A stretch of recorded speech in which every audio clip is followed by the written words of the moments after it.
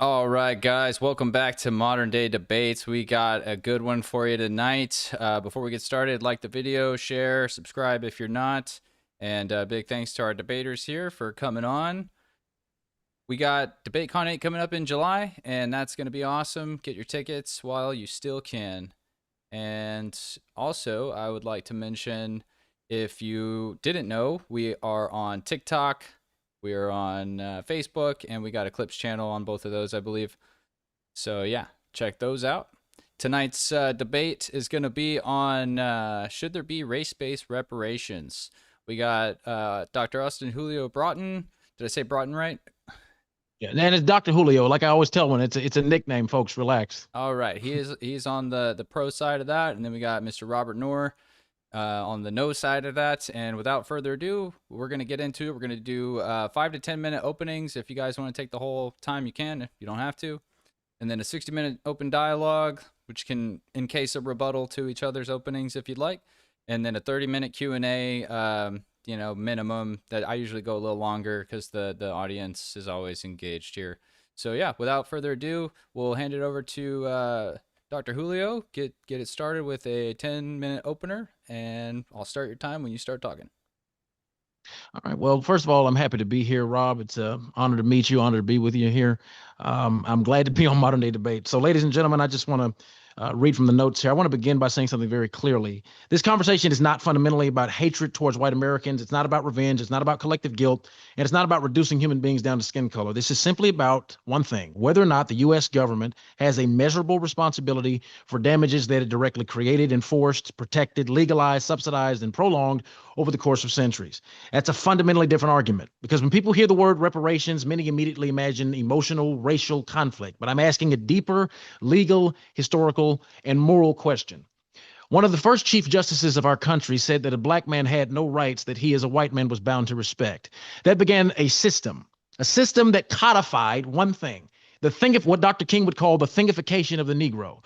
And we are the only group in American history that was stigmatized purely based on the color of our skin.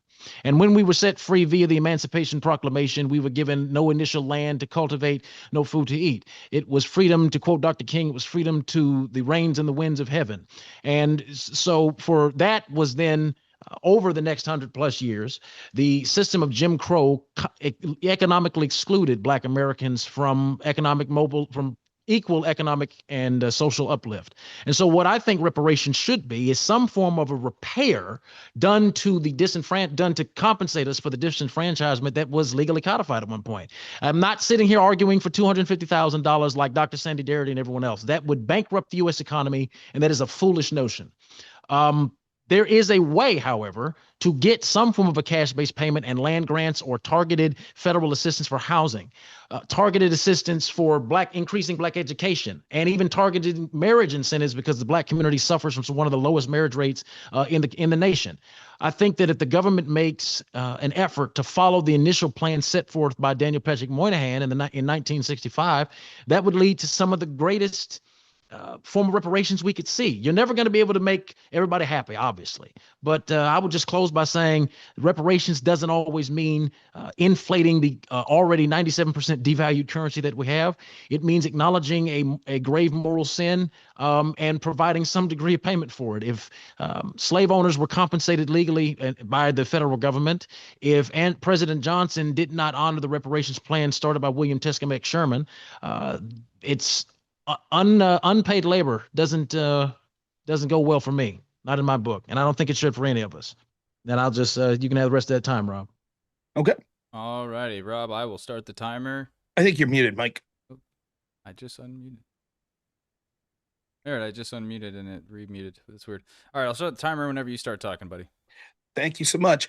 It is an honor to be here. Mike, is always, Big Mike, and Dr. Julio. I'm going to call you Doctor just because it makes you sound better than me, which you probably are, because I'm not that educated. I have a master's degree, but I'm not going to make you call me Master Rob. That would be awkward given the topic of this debate, right? So we'll just skip all that. I think it's going to be an interesting debate. I really I'm looking forward to the opportunity. So much of the debates I've been doing lately are sort of philosophical stuff, and that's not really my jive. This is something you can sink your teeth into, which is actually talking about policy prescriptions. One thing I do want to say before we start, this will probably get somewhat heated, but I think me and the doctor here are both adults. We can handle it. And we both talked before the show. I think we have a vision of wanting sort of more right-wing identities to drag the country in that direction. And in particular, at this point, despite many flaws we both would see with the Republican Party, thinking that's the better direction to go for the midterms and going forward. And I think I've even heard you say that you plan on running for Congress. That's something I did in the past, and I wish you great luck with that. So at the end of the day, I hope that I'll be able to convince the good doctor here and possible portions of his audience that I actually have the right side of this debate and give some suggestions of ways that I could see advancing the Black community, which admittedly I'm not part of, as you might be able to tell, but still I want this country to be good for all of the citizens of this country, as opposed to the hyper focus we see on groups like immigrants and illegal immigrants, which I think is hurting us all. I think that a lot of this debate is going to hinge on this. The idea that this isn't about individual peoples being responsible or having to pay, but instead about an entity, in this case, the United States federal government. But when you get down to it, the United States federal government, and particularly when you're talking about payments and programs that they should do would cost money, it's not an entity as is something that's been this non-living entity that will exist in perpetuity. It is made up of individuals. And that's the problem. That's all the government really is. It is the collective of us, the people of this country. The monies and programs that come out of it isn't monies that the government has. It's monies that come from us paying, whether it be through direct taxation or inflation, other such things that then will harm or benefit the people once more of this country. So I believe it's a misnomer to say, no, this isn't about individuals paying. It's not about particularly blaming white people or people whose ancestors did something. It's about blaming this entity. Well, the problem with that is the group that pays isn't that entity. On paper, you might say it's the U.S. federal government paying, but in reality, it's me. And it's Mike, and it's all of you in the audience, and it's everyone that won't be receiving these reparations, whichever form they take, that will ultimately be paying. And the question is, why should we be responsible for the sins of the past? Now, I have an advantage in this debate because I recently saw Austin here debate someone else on this very topic, and I kind of knew some of the arguments he was going to make, so I think it's worth sort of outlining some of the defense that I'll play. A lot of that will be that I actually do believe this is a cultural Marxist position. And I actually think these sorts of mentality of putting groups in the group that is benevolent and oppressed versus the group that is malevolent and the oppressors is actually what leads to our country going in a bad direction in the first place. And I think it's particularly true in exacerbating problems that we see in the Black community. The more that the Black community has adopted sort of a victim mindset since like the war on poverty began, the more programs that were said to be put forth to benefit the Black community, based on almost all available metrics, we've seen a disparity grow for Black Americans, and not just whites, but other groups that outperform white Americans that were formerly groups that we said were institutionally discriminated against, such as Asian Americans. Asian Americans, by the way, which were negatively impacted by official policies later than Jim Crow. And yet they're not only outperforming Blacks, they're also outperforming whites. So I think that what you'll see is there's this sort of God of the gaps argument where a lot of people that want to make these arguments about reparations or about systemic racism, etc., they point to anything that there's an unequal outcome. So any profession that you could say, it's the Black population's 13%, but they're only 5% of this population. And they say racism, slavery, Jim Crow. But that's correlative. There's no proof that that's causative. In fact, I would point to a different argument. I think that the arguments that Austin's making directly will make things worse for the Black community because there's no amount of programs or reparations that could be given that will ever be satisfactory. If that doesn't work, they'll say, well, we should have more. And instead, it drives a wedge further between Black Americans and the rest of Americans where there's animosity that's created. And on top of that, it further entrenches the idea that Black Americans don't have agency and they deserve something because of historical mistreatment. The truth is, if we go back far enough, all of our ancestors at one point or another were historically mistreated. And so I'll have a lot of defense to play on the specific arguments he may make, but I do want to outline the 6 points of offense that I think that I'll be talking about mostly through this debate. The first is sort of semantical and has to do with the topic, but I still think it's important. And it is there should not be a race-based, only based on race. Instead, any reparations that would ever be given should be directly to the person that was harmed. It should not be based on a category such as race. For example, a quarter of Black Americans living in the United States today, according to a current population survey of the Census Bureau, are immigrants. They did not have any ancestors that were slaves in the United States government. If we were to purely give race-based reparations, that means these people that have no connection whatsoever would end up receiving the benefits of that, despite never having any of the historical harm. In addition, it'll also lead to people that are more likely to be better off anyways in the Black community, taking advantage of these programs. And some of the people most at risk in the Black community, such as people that are the most impoverished, they're probably not going to use these forms of reparation as much, such as education or housing grants or small business associate loans. So what you'll see is people like me in my community that is well below, in the little rural county I live in, made up of predominantly whites, it's well below the average income level, will be paying reparations to people like Oprah and Michelle Obama. What sense does that make? The second is the government today is made up of people that had nothing to do with the policies of slavery. Therefore, they shouldn't have to pay. And the people alive today themselves weren't victims. You can say, well, they were incapable of building historical wealth. So was my family. Is the argument, well, that's because my family was stupid or they mismanaged stuff? Maybe, but none of that has anything to do with me or Austin. Why should the government favor one of us and not the other based on events that occurred 200 or 100 years ago? If we're going to help people based on need, help people based on need. If it turns out that that help is disproportionately Black people and the reason they need that's because of slavery, fine. We could talk about those types of programs. But to make those programs specifically about race means that you're saying that we, as groups that aren't in that race, are owing something to those that are of that race, even if those people are markedly far better off now than they are than the people that are paying. The third is there's no evidence this would make the country as whole better. It's going to cost money to people that aren't Black if we end up giving housing grants or small business association loans to people based on skin color. That means there will be poor Asians, Hispanics, whites, and other groups that would be more entitled to that based on their current income status. It'll be left on. So it's going to cause more division and it won't help the country as a whole. The fourth is the ancestors of slaves are far better off because they were brought here. If we're talking about not an ethical position, but just a position of need, are we kidding? The slaves that were brought here, their ancestors like Austin are doing much better. And we could get into that more. This is a very important one. Reparations have largely already been paid in the form of welfare, DI, and affirmative action. I have some calculations to prove this. He specifically says he's not for the $250,000 to each Black person. That would be tantamount to $10 trillion.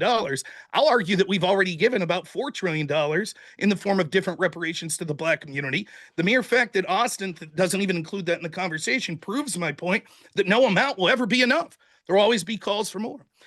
Next, it will make things worse for Black people. As I said, we can see since the war on poverty, single parents have gone through the roof. Problems in Black culture have got worse, largely because the government tells them perpetually they're victims and everyone owes them something, which means that they never build wealth on their own, and they have bad cultural practices that lead to a lot of the problems of today.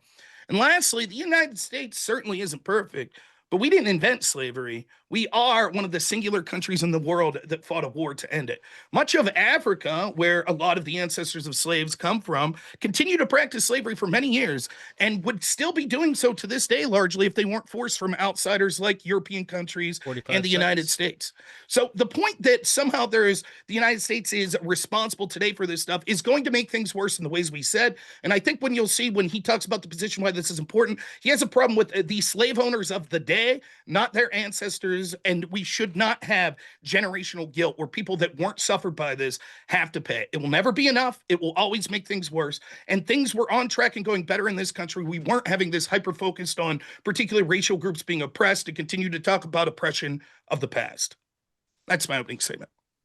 All right, Rob, thank you for that. We are going to get into the open dialogue here. I just want to real quick give a shout out to our sponsor for DebateCon 8, which is going to be Yonaguni Sushi. It's international cuisine. These guys are awesome.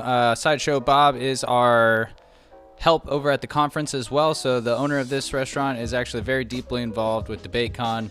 He's, let me make sure. Mike's good. All right. Yeah, he's deeply involved, and he lives in Aguadilla, Puerto Rico. So this restaurant is in Puerto Rico. If you're in Puerto Rico, stop by, get some awesome Latin, Asian fusion. It makes me hungry thinking about the sushi rolls, dumplings, the Korean barbecue, and the fried rice. So they got perfect 5 stars, you guys. So big thanks to these guys. All right, we're going to get into the open dialogue. Okay. I would like to give you the opportunity to go first, and then maybe we could each like interrogate. You know what I mean? You take a solid check here to go with what you need, and then we'll reverse it. I'm cool with it. Sure. So let's start with this. The idea that reparations is a cultural Marxist talking point is the same thing that was repeated to me by Chad O. Jackson and even Bo Robinson. Yep. My first question always goes down to this. How can one be a Christian and a cultural Marxist when Marxism is inherently incompatible with Christianity, and it's incompatible with the Bible itself, where the Bible speaks about private property ownership? Marxism seeks to destroy that. It thinks that ownership should be of the state. So before I even continue this conversation, explain how that idea is a cultural Marxist talking point. When people say cultural Marxism, at least me, all I could do is say what I mean by the word. And perhaps I'm clunky in my definition, but it's basically this. Marxism had to do with separating people in the oppressed versus the oppressor, based on economics, the proletariat versus the bourgeoisie. Once they realized after Solzhenitsyn wrote the Gulag Archipelago that they failed, what they did was they revamped their argument and said, well, there's infinite ways we could separate people in the oppressor class versus the oppressed. And we could constantly get people at each other's throats. And so that the actual oligarchs, etc., are able to generate wealth and have control while they continue to fight over the scraps we leave behind. This is the perfect example, dividing us based on race like this, where we say, black people are entitled to this and they're the victims and the white people were oppressed. And I know you're not specifically blaming white people, but you are forcing them to pay, along with every other racial demographic, for your form of reparations. So I think cultural Marxism isn't talking about property rights. It's talking about the oppressed versus the oppressor. Well, the reality of it is that is it not historically demonstrable that black people were systematically and systemically oppressed for 244 years? I mean, quoting a historical accurate fact is not somehow creating this fancified class or this false idea. It's not a false flag of Marxism, because this actually happened in human history. And the fact is, you said something else that I wanted to ask you about. You said that reparations have already been paid through welfare programs and DEI. That's historically a weak argument, because the number one benefactor of DEI initiatives were white women, first of all, and that's again historically provable. Black Americans, the heck with them too, right? I'm saying that's and also that program was not specifically created for Black Americans. Neither was welfare. And white Americans to this day, but granted, when you look at per capita, it's still worth a discussion.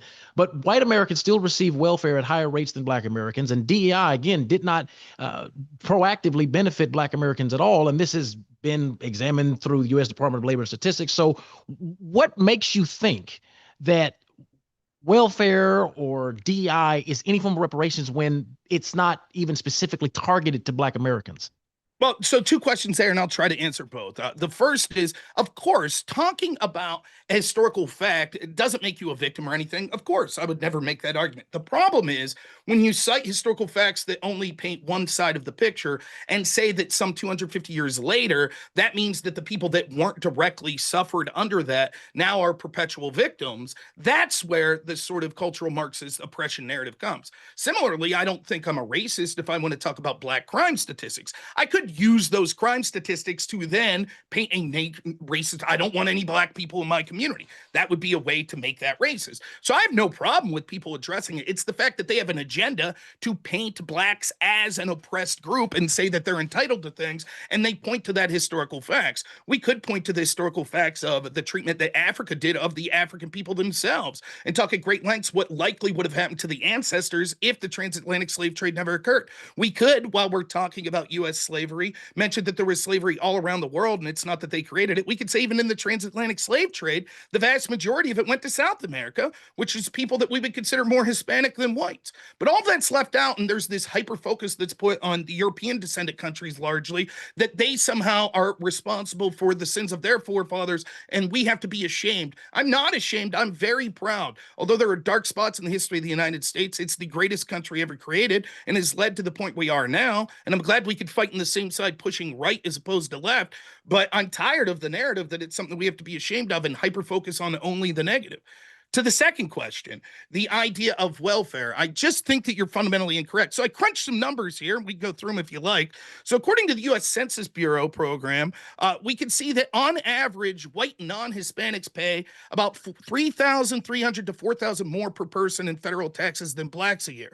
However, when it comes to welfare programs, the U.S. Census Bureau and the Urban Institute for Congressional Budget Office shows that Black Americans receive on average roughly $2,500 to $4,000 more per person per year in total government benefits. So if we take on average over the past 50 years that there are 30 million Black Americans and multiply it by the lowest estimate, $2,500 a year that each individual gets more than whites, and that comes to $75 billion a year that's flowing into the hands of Black people. Multiply that by 50 years and you have $3.75 trillion is how much we've paid in reparations to the Black community. Now, I think when you rightfully looked at the idea of giving every Black $250,000, you said that would bankrupt the country. You know how much that would total? About $10 trillion. So your reparations plan alone that we currently have in the status, I'm sorry, the plan we already have in the status quo is already $3.5 trillion that's flowed to Black Americans. How is that not reparations, and why don't you talk about it? Because welfare is not specifically targeted as a government instrument as an apology for the $236 billion that slavery as an institution created. And it's so interesting that you want to try to pull those statistics when the facts are that the amount of money lost by Black Americans through economic exclusion, like as well talked about in the book, The Color of Law, where the FHA and banking institutions wouldn't even approve loans for Black Americans if they wanted to live in a certain area. So what they did was systematically exclude Black Americans from the real estate game, and home ownership has always been proven to be one of the largest guarantors of generational capital and generational wealth in the history of the country. And even if I never gave you a reparations plan. All I said was we shouldn't get the $250,000 because it would bankrupt the country. And I don't want our currency, the dollar has already been deflated 97%. I don't want the dollar to get any worse. So that's not the plan I would have. I didn't offer a plan. So don't say that I did. No. You said some things you would do, like education, land grants, etc. That's what I'm talking about. I said I would look at a targeted education plan with a partial cash payment and land grant initiatives. I said a multiplicity of things. Did not name a number on how that would get done. But the idea that welfare, which goes to what? Low income Americans. The idea that something which is supposed to serve as the same, a very, very skeletized version of Daniel Patrick Moynihan's universal basic income plan, which was picked up by Nixon in the 70s. And Nixon, who was a Republican, attempted to pass a UBI to assist Black Americans, and it passed in the House and failed in the Senate because it didn't get enough Democratic support, would have actually been quite fine. But we didn't even get that. Welfare is a system to help you subsist. It helps with sustenance, but it's not. Reparations would actually help Black Americans truly pull themselves up by their own bootstraps by providing the laces. King is quite often quoted as saying it's all right to tell a man pull himself up by his own bootstraps, but it's a cruel jest to say to a bootless man to pull himself up by his own bootstraps. And it is undeniable that American economic and legal policy systematically economically excluded African Americans even within the last 60 to 70 years. My grandmother was born I believe it was in the 1920s. She witnessed actual economic disadvantage because of segregation. So even if we relegate a reparations plan specifically within that time frame, the economic disparate impact of those policies can still have a net negative economic effect today, which is exactly what we're seeing. And this idea that Black Americans are receiving more welfare, I just wanted to comment on this very quickly, that stands to reason that would be the case because the white Americans are employed at a rate of 65% and Black men it's around 57 or so. I'd have to fact check that to be certain. But there's a lower percentage of employed Black Americans, which would also stand to reason why they would be higher welfare recipients when you look at the per capita numbers. However, that doesn't make that a reparations plan at all. Okay, so two things. It sounds like what you're saying is that the key distinction is you have to specifically say this is an apology for slavery when the money's being dished out.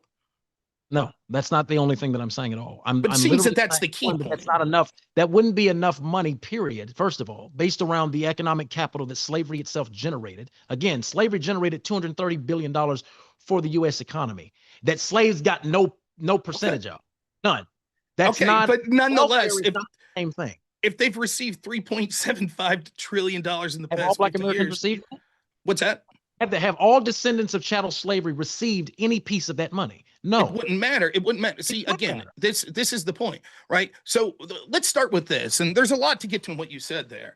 Like, your point that you seem to be making is twofold. You seem to be making point that reparations are important because of financial disparities. My argument would be any solving of that financial disparity or attempt to solve it or money's gone to it, even if it's not said this is specifically only for slaves, if it disproportionately goes to that group, I don't think that that's a reason that we shouldn't be allowed to call that a form of reparations. Secondly, the idea that there needs to be a specific acknowledgement, there have been forms of this specific acknowledgments for the problems of slavery. I don't think that this does much to solve things. If I was a black person who was struggling and the government said, here's your two options, we could apologize for slavery, or we could give you $25,000 home loan, I'd take the loan. That's what I would do. So the idea, so when you're like, well, you know, the $3.75 trillion, you don't dispute the fact, you just say, well, that's available to other people. That's true. But blacks overwhelmingly are the ones that are getting that, at least vis-a-vis whites, at a much higher rate. So how would that not be a form? And the idea that it's like, well, that money wasn't designed to like create generational wealth. Okay, well, if 3.75 trillion over 50 years wasn't enough to do it, and you're admitting that 10 trillion would bankrupt the country, what are we supposed to do? I just, it doesn't make any sense from a financial, like, it's like, to me, this further entrenches the point that what I was saying. It doesn't matter. We can do your plan. And I'll take it your good faith that you'd be like, that's it. We do whatever your plan is, a study, and we, you know, give education grants and land grants and small business loans and all portions of that. I know I'm not pigeonholing you on specific what you're saying here, but the next black author would come along and say, it wasn't enough. It's still not enough. We don't accept it. In 2 years after your plan, if we still saw that there was increased crime rates and there was increased poverty and the money was spent frivolously because of cultural practices as opposed to attempts to build businesses and generational wealth, they'd still be saying, it's because of slavery, it's because of Jim Crow, which proves that this isn't actually going to solve anything. It's just about making people feel good and say, I want to continue to have the power to say I'm oppressed. And we see how groups that claim they're oppressed today use that as a cudgel in order to demand more power. That's all it is. Let me throw this out there. I don't want the continued oppression narrative to exist. So I'm going to make this abundantly clear. I've said on multiple podcasts, I've said this on CJ Pearson's show, I've said this recently with Blanche, that, and even with Lala Andrews, shout out to Lala, that once this is done, like let's say I became the president, like before I was able to push through Congress. Once you get the home ownership line of credit, once you get the education grants, once you get that, I don't want to hear it. To your point, does that mean they'll stop complaining? Absolutely not. I wouldn't be foolish enough to make the statement. But the point is, I would no longer give a damn. And I don't think anyone should. Once a targeted, measurable, directed effort has been given to Black Americans to say, starting, like I said, starting with the same form of public apology the government gave the Japanese Americans, that it gave the API, Asian and Pacific Islander Americans. Though once that's done, I don't want to hear anything else about racism, because that does create the ability to sustain a victim mentality, which is dangerous to an already damaged body politic in the black community. We have a out of wedlock birth crisis. We have a mental health crisis in the Black community. We got a whole lot of other issues that we need to deal with. This is one large cog in a very, very large machine. And I don't want you or anyone that watches this debate to misunderstand my position here, because I'm not for spoon feeding you repeatedly. I'm not for giving you fishes. I'm for teaching you to fish, and I get the hell out and go make something of yourself. Now that's where the left will always attempt to pigeonhole you, and that's where the right will say, well, how much is, to your point, Rob, when is enough enough? In my brain, a targeted plan like this is enough. Now, but I also don't want it, I don't want to drift away too far here. The idea, once again, though, that welfare is reparations, that would only make logical sense to me if some form of government assistance, some form of a guaranteed basic income went to the descendants of all of these people. That doesn't happen. Welfare specifically goes to low-income Americans and low-income communities to allow them the very, very basic necessities of life with very limited room, if any, for mobile social uplift. Because once someone makes too much money within welfare, what happens? You're kicked off. Now, I don't have a problem with that, because let Rob respond to that before you put out too many points. That's a good. I still want to get back to redlining, but let me address this here. Like, These generational sin narrative makes no sense to me from a practical sense. It could only make sense from sort of just this ethical, like we demand an apology sense. And let me explain why. Let's say that there are two babies born to single mothers side by side in the same location in the same hospital. They're literally in opposing rooms. And one is a black lady with a black boy. We'll call him Bob, just B for black. So Bob's a little black baby. And then there's a white single woman who right next door is giving birth to Will, a single white baby. And both of them are the exact same financial situation. Both of them are single mothers. Both of them are struggling. They live in the same community. They live in the same apartment complex. They both are less than $10,000 a year. They're on government assistance. Why should there be a unique program for Bob, the young black child, that gives him more resources than Will, the young white child? Well, let's be clear. And that's a great point. I should have addressed that initially, and I didn't. Thank you for catching that. The Dr. King is quoted as saying that the same, and this is again provable also, that the same forces that oppressed at that time Black Americans also impacted poor whites. So any solid reparations program could look at the net negative disparate economic impact that slavery or reparations had on either poor white Americans or Black Americans as a whole, either one. No reparations plan, I want this on the record as well, no reparations plan will pass a United States Supreme Court review if it's purely race-based. We just saw that with the Voting Rights Act, what the Supreme Court did, that they stated that you, even while trying to follow the law, you cannot use race as a qualifier or as a metric to draw voting districts. A lot of people are confused about that, but that's what happened. So it would have to be any successful reparations plan would have to target those that were disaffected based on class or race being used as a determining factor. So I'm thank you for catching. Okay, but given that, then I see no reason that welfare policy couldn't be deemed a form of reparations. The It's still not, distinguishing factors. Let me couldn't. finish real quick. It seemed that the distinguishing factor you said that was of note was, well, that's because it wasn't specifically for racism or for slavery, but you just admitted there, no policy just based on a single race would be allowed to thrive. We wouldn't be allowed to do it. So even reparations wouldn't be exclusive to blacks, because if a white person could claim that they too were victimized by slavery in some way, shape, or form, they would be entitled as well. And it's interesting because, just real quick, I promise I'll be brief. I was looking at this. I was kind of shocked to find the amount of, I don't have the specific numbers in front of me. I'll find it here, but it's a very small proportion of whites today who had ancestors that were actually slave owners. It's like 8%, but it's actually as high as 15%, or I'm sorry, as high as 10% that had an ancestor that died freeing the slaves. And as much as 20% that fought in the Union freeing the slaves of people that are alive today. I certainly could make a claim that because of my patriarch and my family died at Gettysburg fighting to free the slaves, that set my family back generationally because we couldn't afford to keep the farm and therefore we lost it. So would I be entitled to the same reparations you're discussing? You may be. That's a valid argument. I was going to also say that you could look at white Americans that died and were killed or their families were harmed because they marched with civil rights workers. Again, like I said, even if we confine this to just Jim Crow, I'm with you there. If you made a positive effort toward Black Americans and you lost your life, or a family member lost their life, or you lost jobs, and you could prove that and you could demonstrate, because what we would have to categorize this as is targeted government-based harm, which we can prove that with the decisions that had to take place, like Brown versus Board of Education, going all the way back to the Dred Scott versus Sanford decision. There was a point in American history where the U.S. government codified simply that Black Americans were not humans. They were property. They were things to be used, not persons to be respected. And if you can prove, I'll grant this, if you can prove that you assisted in the overturning of an unjust system and that led to a loss of life, property, damage to your economic standing, then it could be made that you should deserve something. I think you should honor people that took the step to assist in correcting an injustice. So I wouldn't have an issue with that. No. But again, this is where I'm going to take umbrage, because notice you're using words like deserve. None of us deserve anything. None of us are the victims of slavery, nor are we the perpetrators of slavery. And you talk about the government decisions themselves, but as I said in my opening statement, the government is just a body that's made up of the people alive today.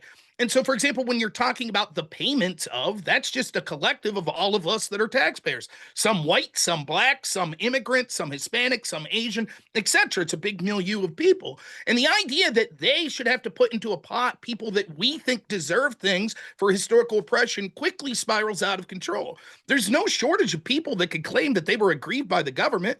if Big Mike here's great uncle, one time had his property taken in an eminent domain case and they ended up later finding oil on it, does Mike now get to claim some 200 years later reparations because he was entitled to the wealth of that oil? All of this is just surely something that's unworkable, particularly when we can see that these programs already exist that you're talking about. Not only is there trillions of dollars that are spent in this reparations that disproportionately go to the people that had ancestors of slavery, but we also see that there's programs very much like the ones you're saying. There are a litany of programs at the federal governments, at the state government, and just private businesses that are doing things specifically for Black Americans. So much so, you talk about redlining, I'm happy to get into that because it's a debate I think is very important we should have. But I could claim, my great-grandson could claim reparations that he wants because we have banks like JP Morgan that are having loans specifically for Blacks now. Doesn't that mean, in effect, whites in the same economic pool are now being redlined? How is that fair? Is that entitled my ancestors to reparations for that redlining? Yeah, First of all, that's a horrendously bad argument. I'm sorry, that argument just doesn't stand to reason. Black people were systematically excluded from even the obtaining of loans, period, for over 100 years in this nation. And so the idea that somehow any corrective action to attempt to give Black people what, when the scales become equal, things don't become unfair. You just might not be used to it. I mean, that might be the case. I would hate to think that a white person would scream, "Oh my God, this is discrimination because Black people are now getting finally the same amount of loans they should have had from the beginning." That's a foolish notion. The fact of the matter is simply this: when you look at what has occurred in the confines of the history of this nation, Black people were systemically excluded from the basic building block of wealth generation, which is home ownership, for a long period of time.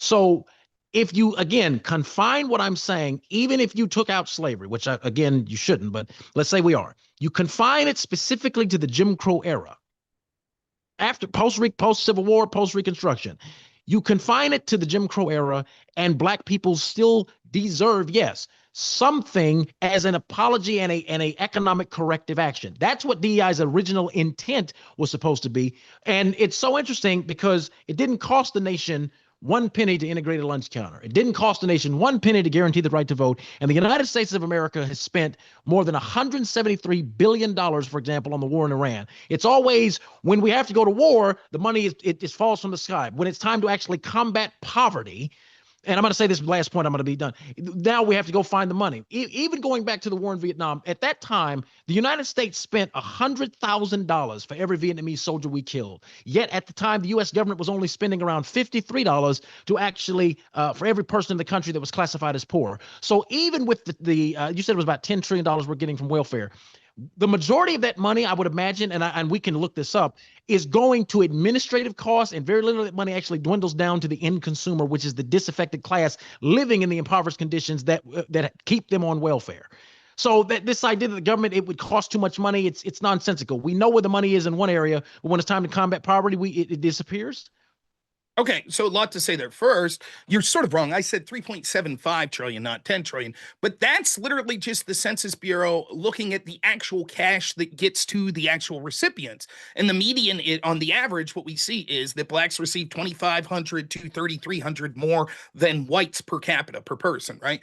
Now, you are correct when you talk about overhead and all that shit, but those numbers are just talking about the money that gets to the people. But that belies the other point you're making here, which is, look how much money we spend on war. I'm sure as a Republican, you know this, right? The vast amount of spending we do, defense is like fifth on the amount of spending. Like, social programs are by far number one.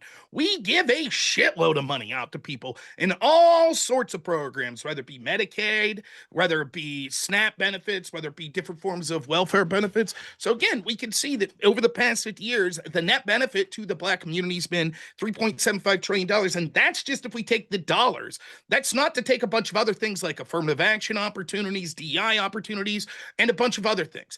Secondly, you sort of made this claim that I think goes against something you said earlier. You started to sort of defend DI policies, and you said when it came to the nature of redlining, you were like, well, that's just correcting a past injustice. I don't think that we should be allowed to, for example, met out slavery against white people because their ancestors owned slaves in the past. Of course, you would agree with that. But the principle remains then we shouldn't be able to punish people today for sins of the past. And that's in effect what we'd be doing. And I think you agree with this. You want to know how I think you agree with this? You went to great lengths that said, said, of course, we couldn't do a policy just based on race, which is already conceding the debate because the topic of the debate is that the reparations was be race-based. And you even said it wouldn't even go through the Supreme Court. The Supreme Court just ruled on the redistricting case and the Voting Rights Act case that you can't have race-based districts. Totally true. So then for you to advocate DEI and specific programs that only give wealth to blacks would violate the same principle that you just got done saying you wouldn't do. So you can't have it both ways. And that, last thing I'll say, it's non-responsive to what I would. It's non-responsive to the argument I'm making about redlining, which is now we see, yeah, maybe there were some whites that had families that benefited from slavery and their ancestors are doing really well right now. But I know a ton of whites that aren't, who are, I'm up north, they never whatsoever benefited from slavery. All right, let's let Dr. Julio get at one of those. Last point I'm going to make just very quick, right? And so in order... Okay. Say this. You're literally missing. You're not addressing the core of what I'm getting at. The reason I said that the way that a purely race-based reparations plan wouldn't pass the U.S. Supreme Court is because I understand how legal systems work. That doesn't mean that the way the law would be written would be as best as possible to specifically target a reparations-based plan where the chief recipient is disenfranchised black voters, the same way that DEI policies were written in a way that chiefly benefited white women. On the surface, you get to say, "Oh, DEI, that's black people. That's your reparations plan right there. That's what it is." But the actual net benefactors weren't even the targeted group, supposedly, which was black Americans, supposedly. The most affected class and the greatest recipient and benefactor of DEI policies based on the way the law was written was white women. So the way that I would write the law would pass a judicial review at the Supreme Court. I'm showing you that I'm understanding the legalities of what I'm dealing with here. But I'm not going to sit and say that a reparations-based policy could not be written to most properly affect the most targeted class from Jim Crow and slavery by extension, which was who? Black Americans. So don't try to say that I conceded the debate when I didn't. I'm just demonstrating that I understand the legal framework that would have to be used to get something like this through the U.S. Supreme Court for review. Same way that Congressman Rob. Yeah, let's let Rob finish that point a second ago. I didn't want to cut him off, but I did want a quick chance because I didn't want it to go too far and miss the original part of that statement. You also said that you would be for ancestors that were white that fought to end slavery getting reparations. So clearly your central claim isn't that it would be race-based. And the other point that I was making before you chimed in was if there's a person today, a white person, whatever the reason is that they're not doing so well financially, and now because of DEI policies or because of these redlining policies that favor blacks over whites that many banks are doing post George Floyd, right? What ends up happening is they have a grievance now. And their grandchildren could say, hey, it wasn't fair. My grandfather was more in need and he was prepared. He had the business plan. He was more qualified than the person that ended up receiving it, merely based because of his skin color. And to say, well, that's about correcting past injustices, that ends up leading us to a point, not just in the United States, but across the world, where there's always a unique time point that we put. The group that's saying, I want paid, pay me because of this historical justice, they're taking a favorable time slice and saying, because of this time period right here. But if then we said, okay, if you reverse those policies, right, it's going to negatively impact people today, right? And they're going to have a claim 50 years from now and saying, well, 50 years ago, we were negatively impacted. And then what's your answer going to be? Yeah, but that's because 200 years ago, we were negatively impacted. So it's just this never ending cycle of victimhood that's not going to make things better. And again, these programs largely exist in what you're talking about. I could go through a litany of them if you like, but I know you know they exist. Specific policies from the federal government, Small Business Administration, affirmative action policies to give guaranteed sort of grants or scholarships to Black Americans, etc. These all exist. Now, if you'd like, I would love to talk about redlining. I think that's one of your best arguments, and I would love to take it head on if you'd like. Well, before we jump to redlining, you skipped a part there. You said that the U.S. Did you say that what is the number one thing the U.S. government spends most of its money on? It's like entitlements, I believe. That's a lie. Social the single largest category of discretionary federal spending is in the United States is defense spending through the U.S. DoD and related national security operations. And the largest total federal spending categories are Social Security, Medicare and health. Third is defense. Fourth is interest on the national debt. Fifth is Medicaid. So that's not the idea that the number one budget item on the U.S. is entitlement programs is simply not historically true. The number one budget item has always been defense. That is current as of a couple hours ago. So that's just utter nonsense. I would love to say, I hate to say this, but I believe we have a discrepancy because I looked at this earlier today as well. I'm just looking at it right now. What source are you looking at? Because what I'm looking at is rank one is Social Security that spends $1.46 trillion, which is 21%. Second is healthcare, mainly Medicaid and other health programs, which is $991 billion. Third is Medicare, which is $874 billion. Fourth is natural defense, which is $874 billion. So and then fifth is national government interest. Transparency reports the source on that, and Fed spend.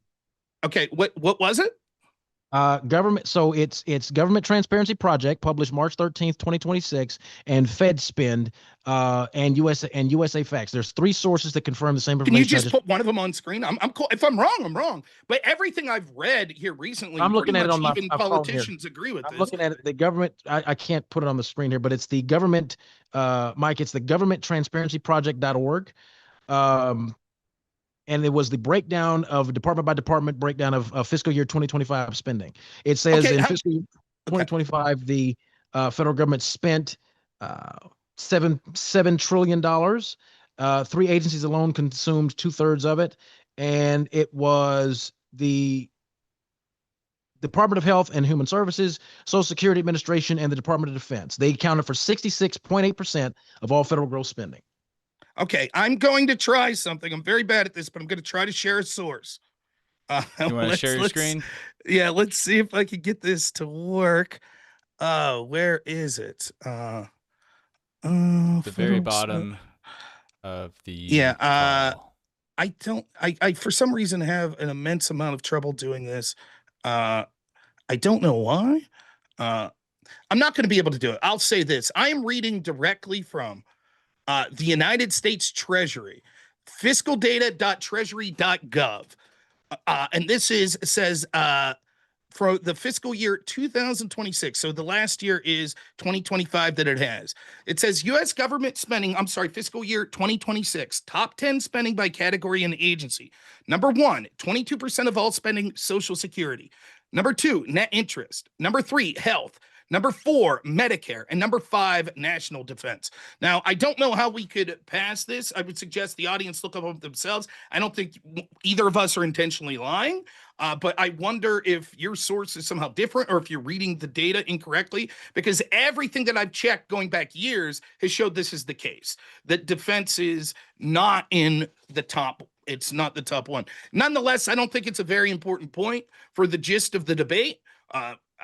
I think that I will do my due diligence to look it up afterwards. This idea, it's a hugely important point because it creates this idea that black people are somehow the number or poor, the poor in America are the number one most targeted class financially by the U.S. government. That is not true. The number one budget item in the United States has always been defense. We spend billions of dollars. Again, going all the way back to King in the 60s. We spent $100,000 per Vietnamese soldier killed.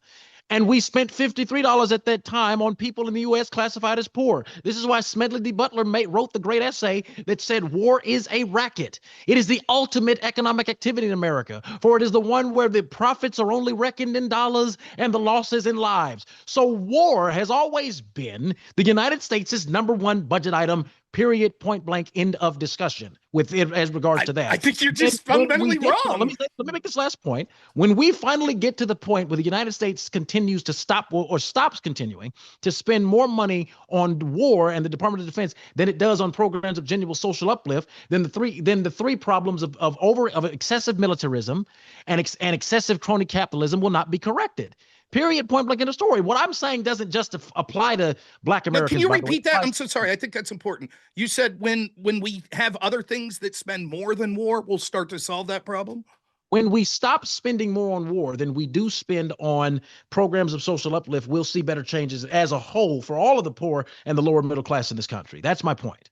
Okay, well, given that you're wrong, that we already are spending more on the categories I said above war. We're not spending more on that than we just are. I don't know what to tell you, and I hope to be able to prove this to you at a later date. I don't know what I could do other than link the source from the actual Treasury that shows that, and almost all sources that look at this stuff acknowledge. So I don't know what you're reading, but given that, I think that we're largely. I was. Let me just. Is it? Are you going to say? Please. Are you going to say? Is we're going to just finish this Are you going to last say? thought?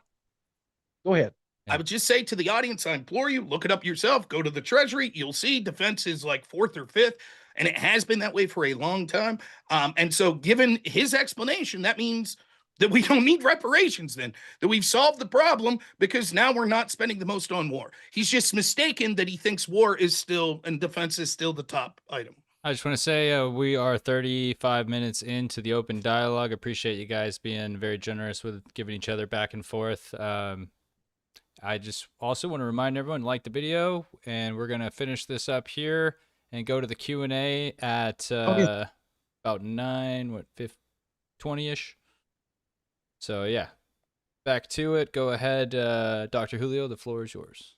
Oh no, I mean, I think we don't. I mean, the fact is, this is a very crucial thing. We just, look at how much money we can look this up now. How much money has Trump spent on the war in Iran? How much money has the president of the United States currently spent on the war in Iran? That's a very simple, searchable question, and then we can compare that to how much money has gone to those genuine entitlement programs like SNAP benefits and welfare and things like that. We just had a government shutdown because there wasn't enough money for SNAP. So that's a proof positive right there that what I'm saying is the truth. And this is from a president that I have to hold him accountable, voted for him, and I don't have buyer's remorse, but I'm beginning to look at the Trump administration more and more like, is this a Bush repeat? Are the neocons just going to play the war game again? And so this is not I don't want to drag this out longer than necessary, but war is the #1 budget item, and this is a historical pattern in the United States. You can look at why we got involved in World War II.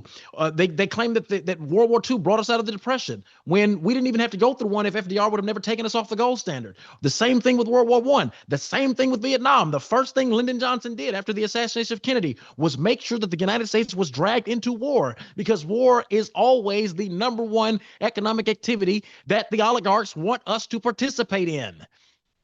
Okay, I just think that we could... you could see that just because you could say, well, now Trump's spending a lot on war, I don't think that changes the data. I don't know where we are. We're at an impasse. I'd like to talk about redlining a little. This is something that you focused on a lot and that others have. The problem is redlining actually fell in line with governmental policy that sort of makes sense. Would you agree with this? Let's start with this. As a conservative, do you remember when that bakery had to bake the cake? The Supreme Court at one point said they had to bake a cake, or the courts, not the Supreme, said that they had to bake a cake for a gay wedding. Do you remember that? And were you against forcing them? I remember that. Yeah. Were you against forcing them to do that? In that context, yes. Yeah, I think that we would probably... that fell under a religious exemption. Sure, but whatever. We would say that not just religious exemption, at least for me, maybe you would agree with this. You could just agree if you do. We shouldn't tell businesses that they have to do things that's just against what they want to do morally. And what we do is... I'm not gonna concede that. At one point, lunch counters didn't have to serve black people. I'm not agreeing to the statement you just made. No. Do you think that they should have to serve black people if it meant that they would go out of business? Why would how stupid does that sound? Let me explain with redlining. No, wait, let me get the question out in full. Why would a restaurant go out of business for the service of black people?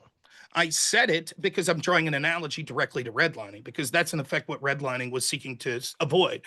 So lenders in the FHA observed correctly. This comes from a black man, Thomas Sowell, who wrote this. He says that redlining was actually the same. An analogy would be a high crime neighborhood. You're redlining a high crime neighborhood because you refuse to walk there at night to protect your safety. Banks have the same duty to depositors' money. They deny loans in high-risk areas. It's prudent and not bigoted. These lenders observed that areas with high black populations or infiltration of groups that didn't get it wrong ethnically experienced declining property values, and the data actually bore this out. The default rates were similar when this happened. After the federal government stepped in and said, nope, this is called redlining. You can't do this. You want to know what happened? Formerly, before that, blacks and whites that got loans defaulted at almost the exact equal rate. As soon as they ended redlining, now the banks had to give loans out that they knew were unlikely to be paid, and blacks defaulting on the loans precipitously increased. So all this was banks saying, look, we don't want to lend areas that we think we won't be paid back because property values are being destroyed. I don't think we should force those banks, which is exactly what was done.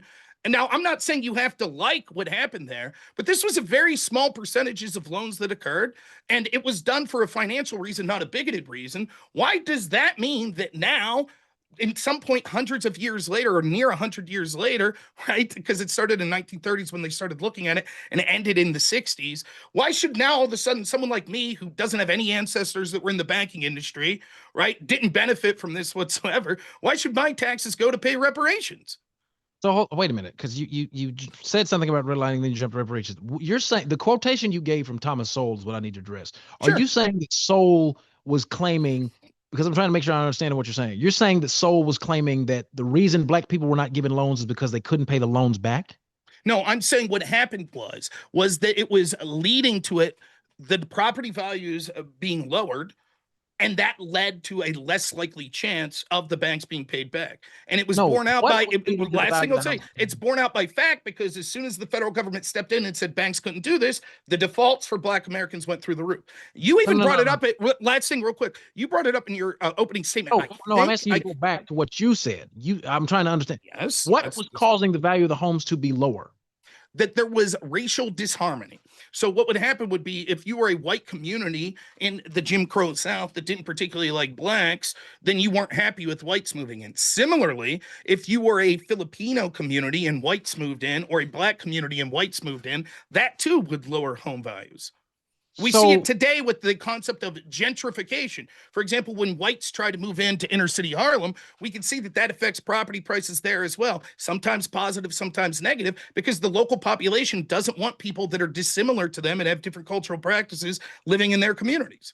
So, as extensively detailed in The Color of Law, that's the partial truth. The Homeowners Loan Corporation, created during the New Deal era in the 1930s, produced maps of American cities that literally graded neighborhoods for mortgage lending purposes. Neighborhoods were typically color-coded. Green was best, blue was still desirable, yellow was definitely declining, and red was hazardous. The term redlining comes from those maps. The presence of black residents was explicitly often treated as a negative initial factor in determining neighborhood stability and lending desirability. Homeownership loan corporations areas, the descriptions repeatedly reference what they called Negro infiltration, racial composition, immigrant population, and inharmonious racial groups as a risk factor. So that the mere presence of black Americans drove down the value of property going as far back as the 1930s. So this idea that somehow there was no racial harmony that existed and that was the initial cause is simply not a historical truth. And that comes from Rich Rothstein, who wrote the book, The Color of Law, which actually documented the redlining process and the history of redlining throughout this country. And his years of study included 1930 all the way through 1969. Yes, I agree. Thomas Sowell's looking at that data, and what you said just agreed with me. Yes, it wasn't that these banks were racist. The mere presence of something. Sowell is not accounting for that. No, he's absolutely accounting for that. When blacks moved into the neighborhood, whites wanted to leave. They didn't want it. Why should the banks be held responsible for that? Should the banks be forced to take a loss? And similarly today, let's just take the example today.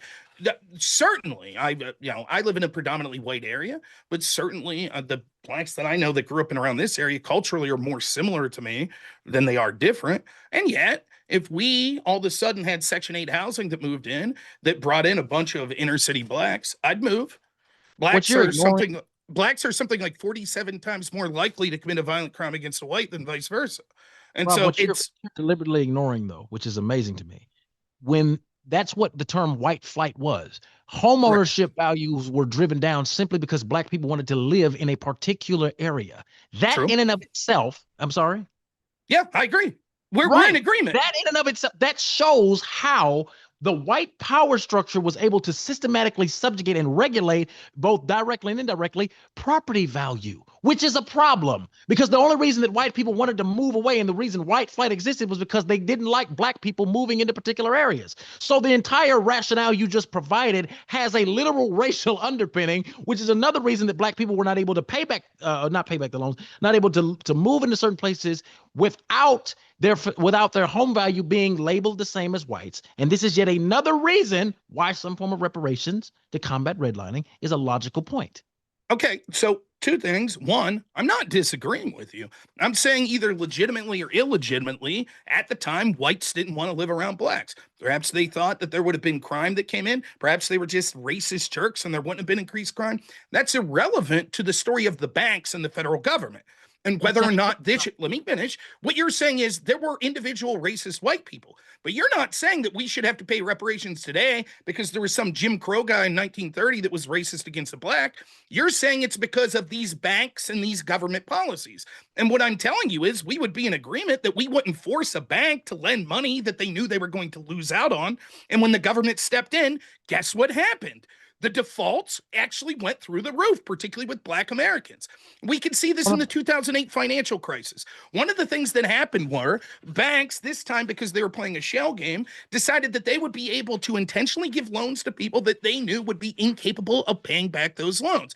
Then they marked them as AAA so that they then sold them to people in their 401k that bought them, all the while knowing that there was likely to be a default. When those defaults started rolling in, guess what happened? Joe Schmo worker, whether it be a white guy or a black guy, all of a sudden his retirement gone, just like that, because the banks were intentionally giving loans out to people that they knew weren't going to be able to pay it back, whether because the property values would be driven down or because they weren't making enough income or there were other risk factors. Right. And so what I'm saying is you could say there were racist whites in 1930. Agreed. What's that have to do with today and reparations?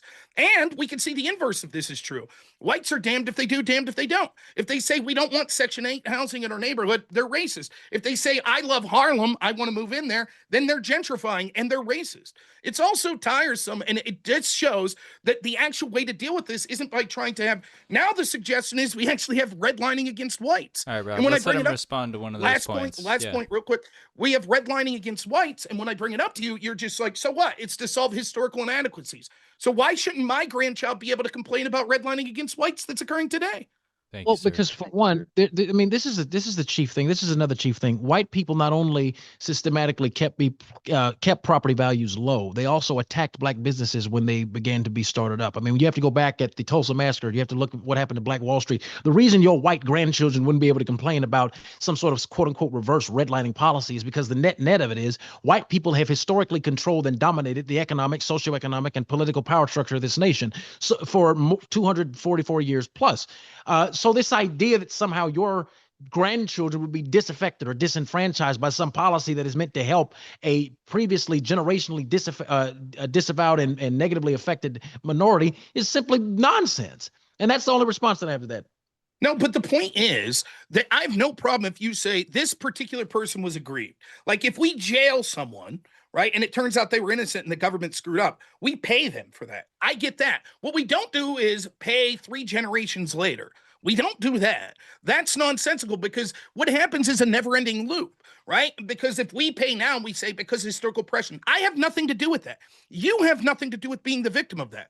We are in the financial circumstances we're in right now. Let's say that we're equal. Like we literally make the same money. Maybe we're both doing well. Maybe we're both struggling.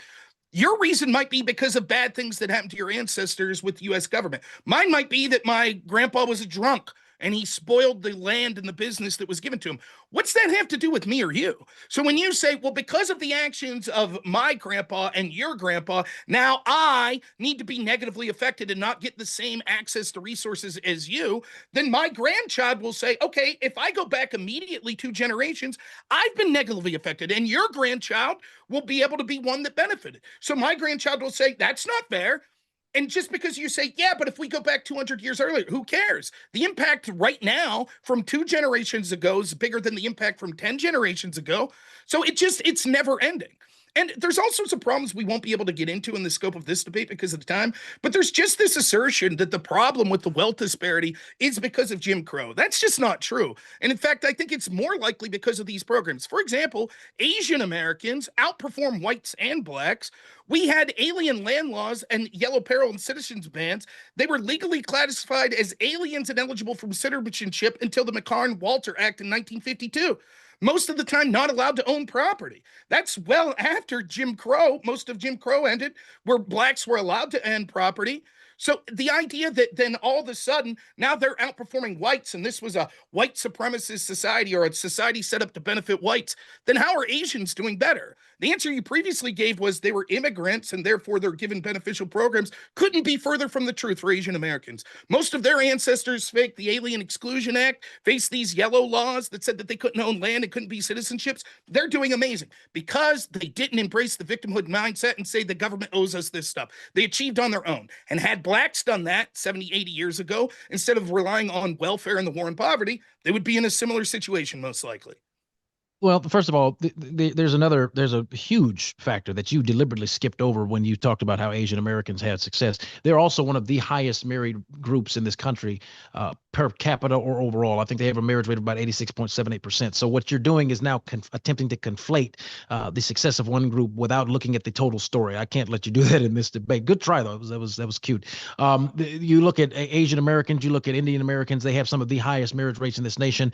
White Americans and Black Americans are actually lower by comparison. And marriage, along with home ownership, is one of the foundational keys to wealth. And as a Republican, a fellow Republican, or Republican leaning in my case, you would appreciate that fact. But you can't tell that half of the story without looking at the total thing. That's a very underhanded explanation. And there was work done again by Asian Americans and every other group that came in as an immigrant, but you are still missing the initial point and the problem that I had. What you just brought out was the same thing that someone said on MSNBC to King in '67. What is it about every other group that came here as an immigrant? Is it just the fact that Negroes are black? And King said, no, it's not that. It's the fact that no other ethnic group was deliberately stigmatized as property for 244 years. So when you look at the success of an Asian American, when you look at the success of an Irish American or any American that is not black, there was not a stigmatification of their skin color placed upon them. They were at least seen as a person, not property. So before you make that statement, you have to look at the totality of American history. So I actually think you're making the argument for me. You brought up Moynihan in your opening statement. Yes, Moynihan, for those that don't know, me and you both know this, he was a Democrat that commissioned a report in the 60s. And the report had to do with what he called a national crisis, which were blacks having children out of wedlock. So I believe at the time it was considered a crisis that 25% of black children were born out of wedlock. Today, that number is 70 to 75%. That's horrible. That is largely the problem, one of the huge problems with the black community. Thomas Sowell, again, a black man, talks about this as well. He says he remembers being young when government agents went into black communities and knocked on the door and said, did you know if there's not a man in the house that we'll be able to give you all this government money? And that's exactly the predictable results were. All of a sudden, we saw that single mothers realized it was financially beneficial to them in the short term to have the men leave the house, which leads to all of the negative cultural declines that we see. You're absolutely correct, and I agree with you, that the idea of having a child raised in a single mother household makes almost every metric we consider for success exacerbatedly worse. And so what happens is the black community is devastated by a single mother problem and fathers that are absent. And what is one of the key things that the government did to make that happen? Welfare programs. In effect, what I would call reparations. That's why I'm saying your actual plan would have the inverse reaction. It would continue to exacerbate the problem. Instead of blacks doing things that could help, like stop being victims, go to church, go to community events, fight back against sort of the gang and the drug culture that we see that's so prolific, fight back against Democrats that allow that shit to occur and treat them as constant children that are victims. Instead, if they started going to church and started building themselves up as a community as the Asian Americans did, we would likely to see these trends start to reverse in the next 2 to 3 generations. Your plan would actually stop that by making blacks still reliant on daddy government, which would further encourage, as we've seen, as Thomas Sowell said, single black motherhood. You're making that claim, but there's no objective evidence. There's no way you can prove that. You're just that's a conjecture. You're saying your plan would produce XYZ. You have no objective standard through which you can use to prove that would be the case. If the plan that I have, once fully fleshed out, it passes. Again, I'm telling you, black people will know if I get in Congress, if I become the president, once this is done, get the hell away from me. I don't want to hear anything else about racism. If you fail, you fail. Hey, Julio, now I hate to interrupt, but it looks like your camera's frozen. Oh, is it me? Oh, hold on. He's frightened. I'm scared. I'm just joking. We do got about, I'm stopping the time. We got about 8 minutes left. If maybe after this exchange, you guys want to maybe do some like 3-4 minute closers, you're welcome to. Yeah, I'm fine with that. I'll give you the last word in this. That's fine. No, I mean, I think that, once again, I think that my plan, you have no evidence to prove that it wouldn't work. And my plan is very simple. If I ever got in Congress, if I get elected, if I become president and some form of a reparations plan is passed, my argument or my statement to the black community will be, this is now done. I don't want to hear anything else about it. If you fail afterwards, you fail afterwards. It has nothing to do with me. But that would be all I have to say. I think that a plan of some kind could be looked at. I think that the data suggests that some form of reparations is valid. If Japanese Americans got it, I don't see why Black Americans can get it. That's had to survive and combat Jim Crow. Even if you only look at Jim Crow, you don't have to look at slavery as a whole. But that would be it. Look at the plan, and then once it's passed, don't come back to me crying about racism. Go make something of yourself. Stand on your own 2 feet. I will have given you the straps to the boots. Now go make something of yourself. I can respond to that real quick. Like, it sounds an awful lot like Obamacare. You have to pass it to see what it'll do. Like, No. what I could do is would you at least concede this, that the policies in the war on poverty were, one, said to help Black Americans, and second, after them, we've seen the crisis of single parent families explode in the Black community as they've received these. That has nothing to do with the government. Of course it does. I'm not going to concede that. No, I'm not going to concede that. That is a failure. And I said this to Amanda Seals on Jubilee. That is a failure of individual male choice. Black men and I'm going to quote Carter G. I believe it was Carter G. Woodson. No, I'm sorry, E. Franklin Frazier. E. Franklin Frazier saw the beginning of the breakdown of the nuclear Black family back in the early 1940s. Moynihan picked up his work, and what they saw was this massive Black male exodus. When Black men began to lose their jobs, they began to abandon their families. I'm not going to say that government policy have made a Black man abandon his kids. I'm a single father myself. There's nothing in the world that would make me abandon my child. Black men's inability to be men of the household was an en masse individual failure that led to the problems we see today. No government policy should keep a man or should make a man have children out of wedlock and then continue to replicate that behavior and then abandon the kids. Now, I'm not going to attribute that to a government policy. I will not concede that. I do not think that the poverty programs had that effect. What they did was replace what the welfare system did. Shout out to Tony Maceo for this, because I got this quotation from him. What the welfare system did was close the door and make Black women government dependent on men that had already left the house. That's it. Yes, that's exactly. Had that government assistant not been there, then we wouldn't have seen that, which would have meant the woman would not have been so likely to allow her man to leave, or they would have tried to work it out more. Again, prior to I don't think that there's something genetically that happened to Black men all of a sudden that they went from 25% children born out of wedlock to 75%. What allowed them to do it was the financial freedom that daddy government came in and gave. That's exactly, and that was targeted and intentional. And I think it's interesting. No. But that still does a disservice to what I'm saying. The government institutions the government had always had a SNAP or a welfare program for single mothers going all the way back to the 1930s. So before there was a crisis in the Black community, those types of programs already existed for widows and single mothers at that time. For whatever reason, there was no true explanation given as to what caused it other than massive job loss. But that was it. As to why Black men began leaving the homes. There was no definitive. E. Franklin Frazier did not provide us with a root cause. Moynihan did not provide us with a root cause. The welfare state was what came in to replace men that had literally already left. I'm talking about the initial failure of Black men as a whole. There is no evidence to suggest. We don't know what caused it in full.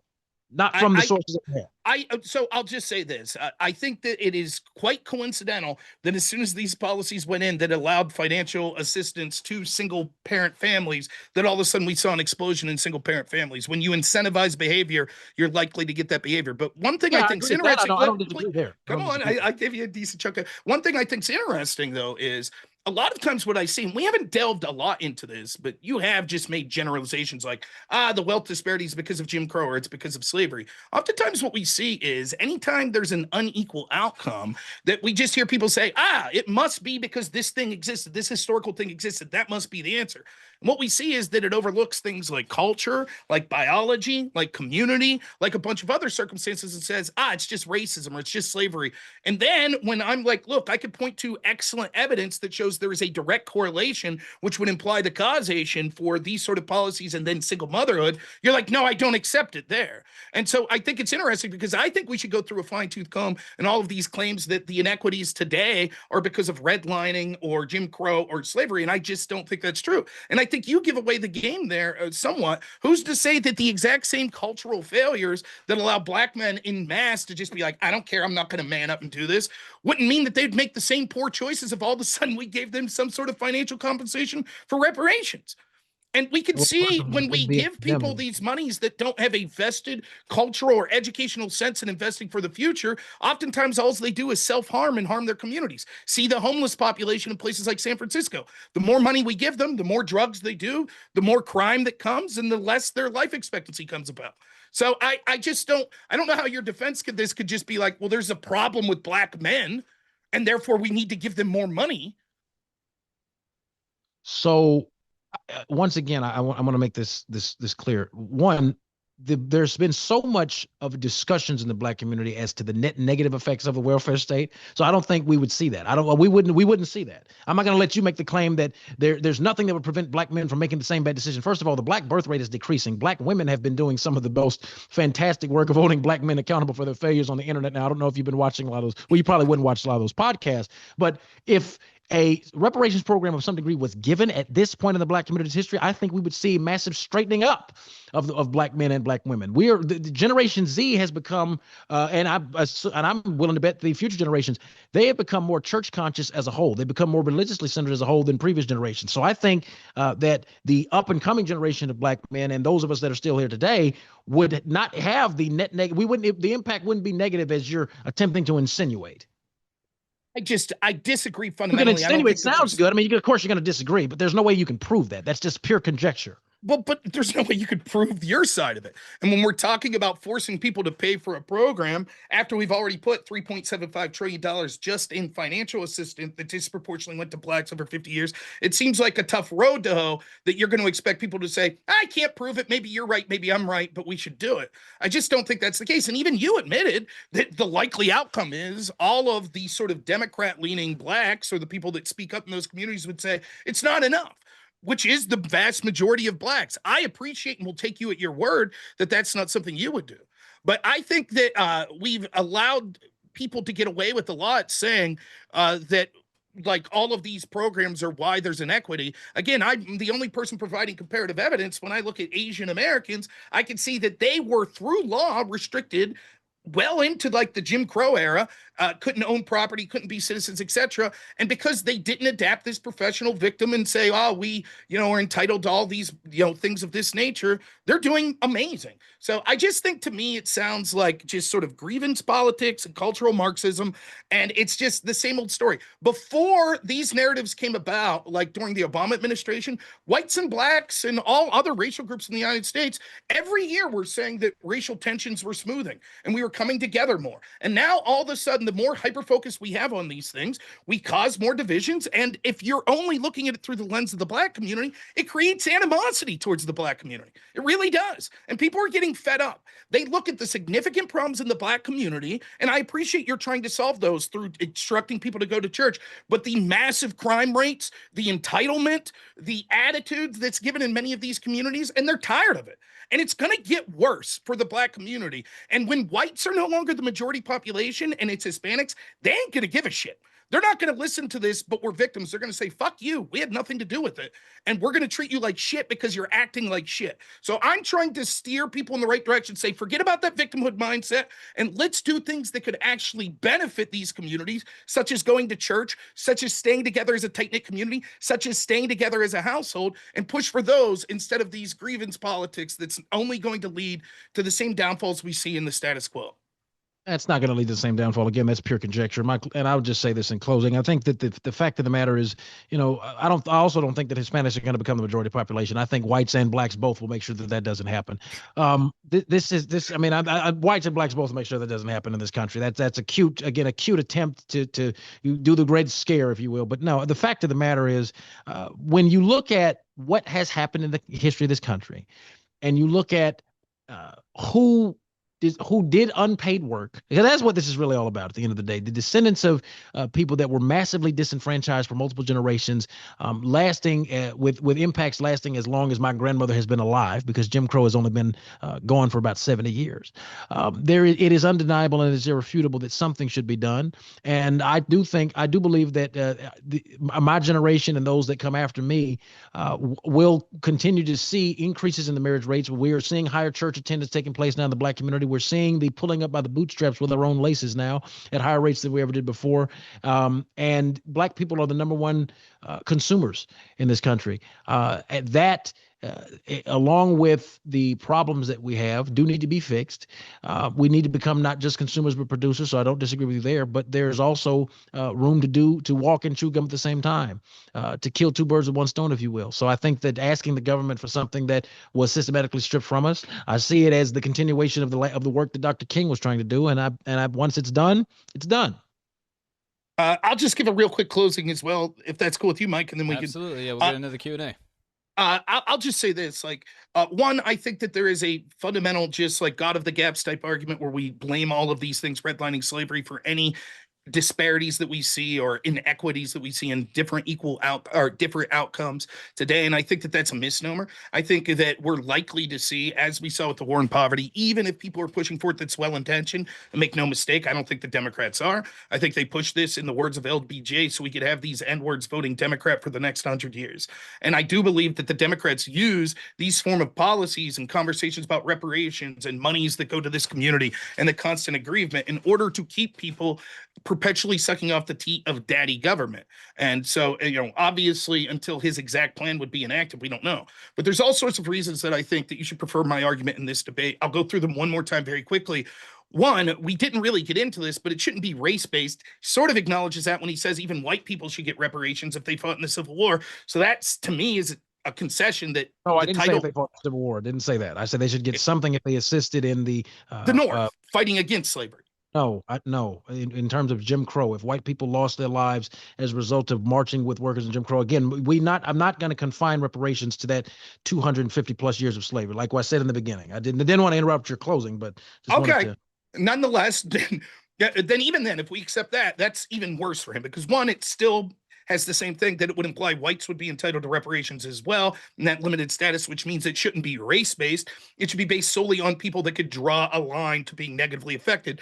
And given that 25% of Black Americans are recent immigrants in the last 2 generations or earlier, that means that it shouldn't be race-based because they didn't suffer this for their ancestors. Secondly, the government today is made up of people that didn't commit these sins, and we shouldn't punish people. I wanted to get into the religious aspect of it because I heard he said earlier, but what we don't do as Christians, or as people in the Western world, is we don't punish people today for the sins of the forefathers, and we should not be taking money today to reward people that weren't the victims of these things and punish people that weren't the perpetrators of them. Third, there's no evidence this would make the country better. It's going to cost money. It would cause harm. It will ensure that the money is going to not the most efficient groups, which should be the idea, but instead based on these perceived characteristics such as race. And it's also going to cause more division. Also, we didn't touch the argument. I admit this is a touchy one, but if it's purely about the financial situation, because your ancestors were brought here, and they definitely, as individuals, deserve to not be treated like shit, and it's horrible what would happen. But you, as their ancestor, is doing far better than if you were left in one of these countries. In fact, most likely your family would have been from countries where all of a sudden your situation is so much better when it comes to your wealth, your life expectancy. On average, it's something like 17, 18 years longer that Blacks in America are likely to live than the ones that came from these African countries where slaves were. And you're likely looking at an average wealth per adult of $2,000 to, on top, $10,000 if you stayed in Africa, but now you're looking at $18,000. We can see that reparations have already been paid in the form of welfare, already $3.75 trillion and counting, and it's likely to get higher. Every year, more percentage of our welfare goes to Black Americans that's disproportionately going to Blacks and paid for by whites, which is reparations. If $3.75 trillion isn't enough to get Austin to say, yes, this is enough reparations, what do you think the chances are more left-leaning people than him would accept his policy and say, yep, that's enough? It wouldn't happen.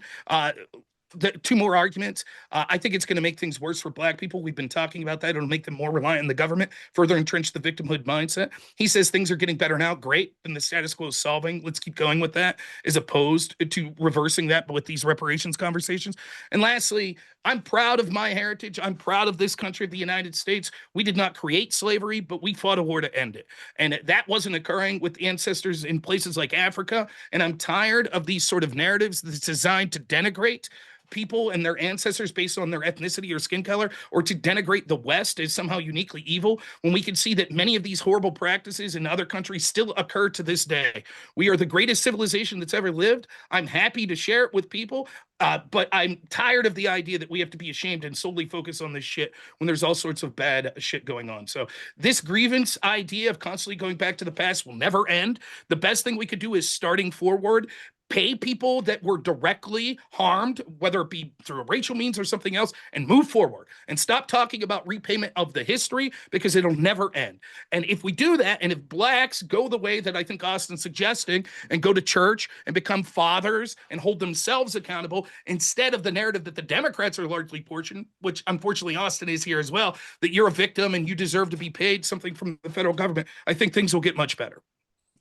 All right, I appreciate that, and that was my bad on not creating a definitive boundary on the closing statements beginning, but I just wanted to throw that out there because sometimes people don't give them. So, you guys, I appreciate the respect back and forth. Did not barely had to step in. That's awesome. We're going to get into the Q&A, and I just want to remind everybody that some are going to be serious and some are going to be silly, so don't take them all serious. But yeah, we'll do this for next 30 minutes or so, depending on how many come in, and then we're gonna go ahead and wrap it up, and you guys can give some shout outs to your channels and stuff. But let's get right into it. Bobby Ballbags for 5 says the auction Noerr never loses. Thank you, Bobby. I do talk fast. That's college debate.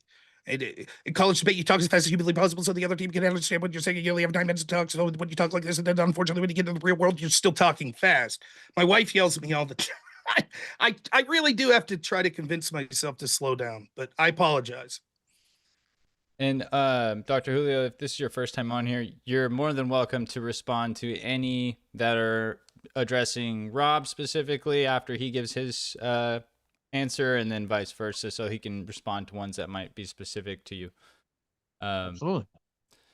Yeah, and I'll be going back to some of these beginning ones here in a bit, but I just want to get these $10 ones. I appreciate you guys. Johnny McVito for 10 says, Rob, has there ever been reparations outside of war scenarios, and when is it appropriate? Austin, can I have 1/3 of your paycheck to cover what happened to my ancestors? If not, are you racist? Okay, I'll answer my portion first if you want. Sure, different countries have had different forms of reparations for all sorts of things. In fact, the United Kingdom, I think, tried to officially pay reparations in some sort for the practice of slavery. In the United States, there were reparations that were paid, in, I guess you could call it that, for all sorts of specific things. Japanese internment was one of them, but you would say that's in the characteristic of war. But I would consider it like a reparation if you're unjustly jailed and you are paid. For me, I think you pay the people that were directly negatively affected by the heinous practice. That's something you could potentially do. What you don't do is pay 8 to 10 generations later, or even if we just say Jim Crow and we go to like the 60s, you don't pay 3 or 4 generations later for that. You don't. And we don't look at specific policies like that weren't the federal government. For example, my ancestors are from the North. The blacks in the North weren't victims of Jim Crow like that. And so it becomes very tenuous. So yes, it's happened. No, I think it's a bad thing to hyper-focus on this for all the reasons I said in the closing statement. Well, and I would just say briefly, I mean, we have to remember that the American president, Andrew Johnson, stopped black reparations in the middle of it. We wouldn't even be having this conversation if he hadn't been a racist and took back the land grants that William Tecumseh McSherman gave, that whole 40 acres and a mule thing. We wouldn't even be having this conversation if Andrew Johnson would have just done what was morally correct. Now, to be clear, though, just so everyone knows, there was never an official government declaration or promise. Sherman is a person fighting a war and trying to uplift spirits, particularly of slaves, to convince them to join the northern side, whether it be financially, through labor, or through actually joining the military. And to then say, well, that was a promise because one general said this, I don't think that's the case. There's a separate question of whether or not those people deserved recompense. But the idea that this was somehow an official government policy that was reneged on, I just don't think is the case. It was a good initiative that was stripped away by a racist president of the United States. You don't have to, you're not going to lose points for admitting that. What he did was morally wrong. It was morally incoherent. You can't claim to be a Christian nation and not practice Christian principles. The slaves were the ones that were literally in chains. They fought for their freedom. They should have gotten 40 acres and a mule, period. It's funny. I'm glad you brought up the Christian point, right? Because I saw in your recent debate you talked about this.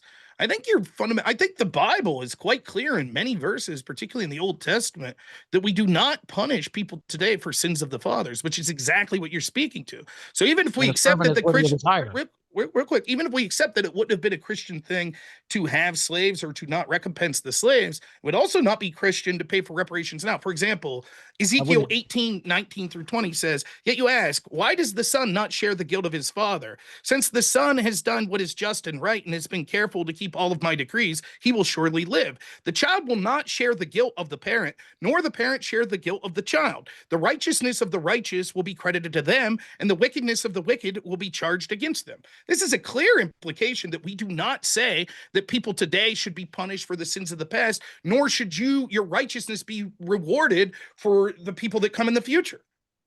So the Bible also says that a servant is worthy of his hire, does it not? Yeah, what's that have to do with reparations? If you were never paid again, I'd tell you the same thing I told Bo. You might want to go look at what the year of Jubilee was in the Bible. It was where all debts would be wiped away and people were actually given an opportunity to reset their lives. Biblically, that was a Jewish principle. And so this idea that somehow you're going to try to use the Old Testament and Ezekiel when the Lord Jesus himself said that a servant is worthy of his hire. And Jesus tells a parable of what happens to the unjust steward. So you can't try to nitpick and select scriptures that you think make you right when the most biblical principle would have been to free those that you brought over here in chains unjustly and to let them have their land. There's no way to skirt around that. Because let me ask you this. Do you think Jesus of Nazareth would have an issue with the U.S. government issuing a formal apology and a reparations program as an apology for Jim Crow? Well, yes, I ultimately think it would go against the principles. Based on what evidence? The apology's fine, but forcing people to pay for the sins of the fathers. No. Okay. Based on what evidence? Based on what words that Jesus used? Could you demonstrate that argument to be true? Because I think Jesus was largely in concord with the Old Testament that we don't punish people for sins of the father, right? An apology is one thing. Based around the words that he said. No. Based around the words that he said, based around every parable he gave us, can you show me anywhere biblically out of the mouth of Jesus that would indicate objectively he would be against a form of a reparations plan as a recompense for a historical injustice? No. Can you prove to me where? Wait. Can you show me where in the Bible he says that? And secondly, can you show me that a servant is worthy of his hire? Sure, let's show you. Okay, that doesn't mean show you that. That doesn't mean that the person that hired the servant, his great grandchildren have to pay the great grandchildren, which is even worse. Last question on this. Last question on this. Can you show me where Jesus said, unless he specifically talked about a covenant being different, that we no longer follow the words of the Old Testament? My form of Christianity still looks at that book. Say he came to establish a New Testament. Okay, he said that he did come to fulfill the law of Moses. So you might want to be careful. So your argument is that Ezekiel 18:19-20 no longer applies? And I could give you Deuteronomy 24:6, 2 Kings 14:6, Jeremiah. Rob, you're not going to tap dance around this. My argument is simple. Can you show me anywhere out of the words of Jesus Christ where, based around the words he used, the parables he provided, where he would be against the government, one, offering an apology for slavery and Jim Crow, and two, offering a reparations package targeted to those two time periods in American history? Can you show me where out of every word he said, he would be against that? You already said no, because you know that he wouldn't. What you're doing is an analogy. Can you show me what's wrong with Jesus? Can you show me anywhere where Jesus said, let me finish. I mean, hold on. It's been a pretty polite debate. I mean, okay. Don't very quickly, Rob, don't mischaracterize the argument. I'm not drawing an analogy. I'm asking a specific question about a specific individual. You keep filibustering and talking over me as I'm giving you the evidence, right? Just because Jesus didn't specifically say this sort of political policy is something I'm against, you can't show me evidence of him saying he's for it. And you're claiming one of the reasons you're for this is because Jesus would be. What I can show you is Jesus never said the Old Testament is scrapped. He said, I'm rewriting the covenant, but let me finish. he does not say that the sins of the father should now all of a sudden be paid by people in the future. He does not say that. Your parable about the servant does nowhere, shape, or form say that if a man does not pay a servant, that his great grandchildren have to pay the grandchildren of the great grandchildren. Can you show me one time that Jesus said that? As it is written, Jeremiah 22:13, woe unto him that buildeth his house by unrighteousness, that useth his neighbor's service without wages. That's Jeremiah 22:13 in the Old Testament. So we know that they use, and Jesus said that you should love thy neighbor as thyself. And we know the parable of the Good Samaritan, the same parable I gave Chad Jackson, where a Samaritan was on Jericho Road, where a man was on Jericho Road and was robbed.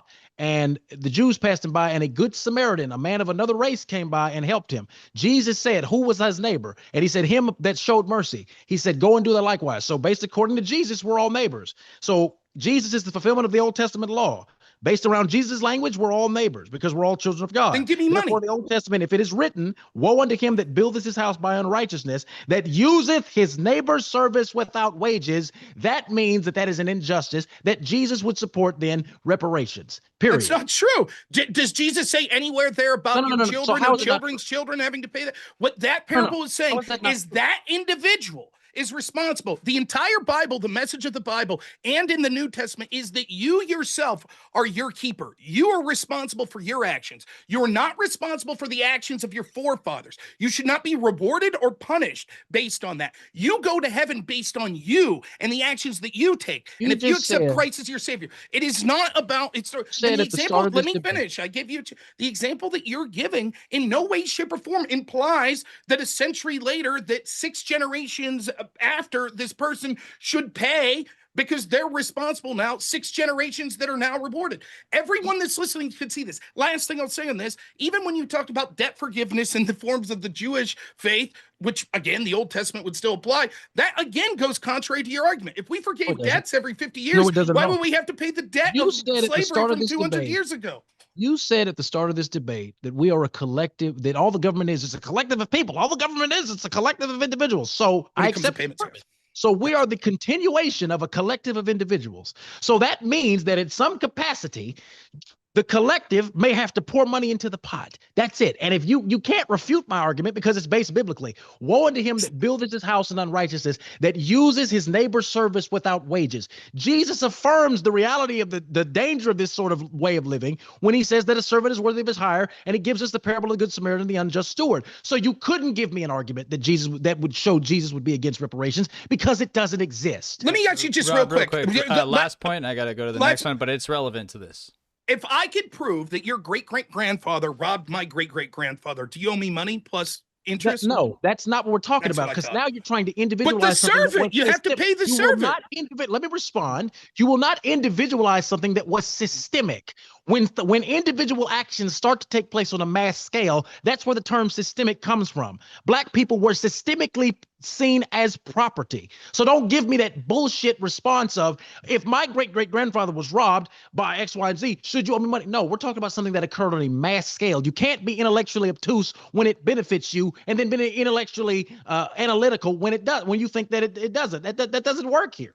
I'm no theologian, but I think you have this exactly backwards. When we talk about the individual, you say, of course, we wouldn't look at that. We only look at the collective. To me, the spirit of the Bible is saying that we judge people based as individuals, not as collective guilt, and certainly not the sins of the fathers. I think the Bible's ripe with saying that that's not the case. That's not how we judge people. All right, so this one actually is relevant to, and you guys can kind of finish this up after I read these two. FBNW8PP sends $20. Thank you, sir. He says, you don't blame the sons for the sins of the father.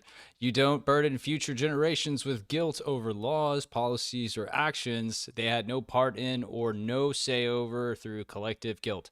That is evil. He followed it up with another 20. Thank you, sir. If you, quote, if you fail, you fail, end quote.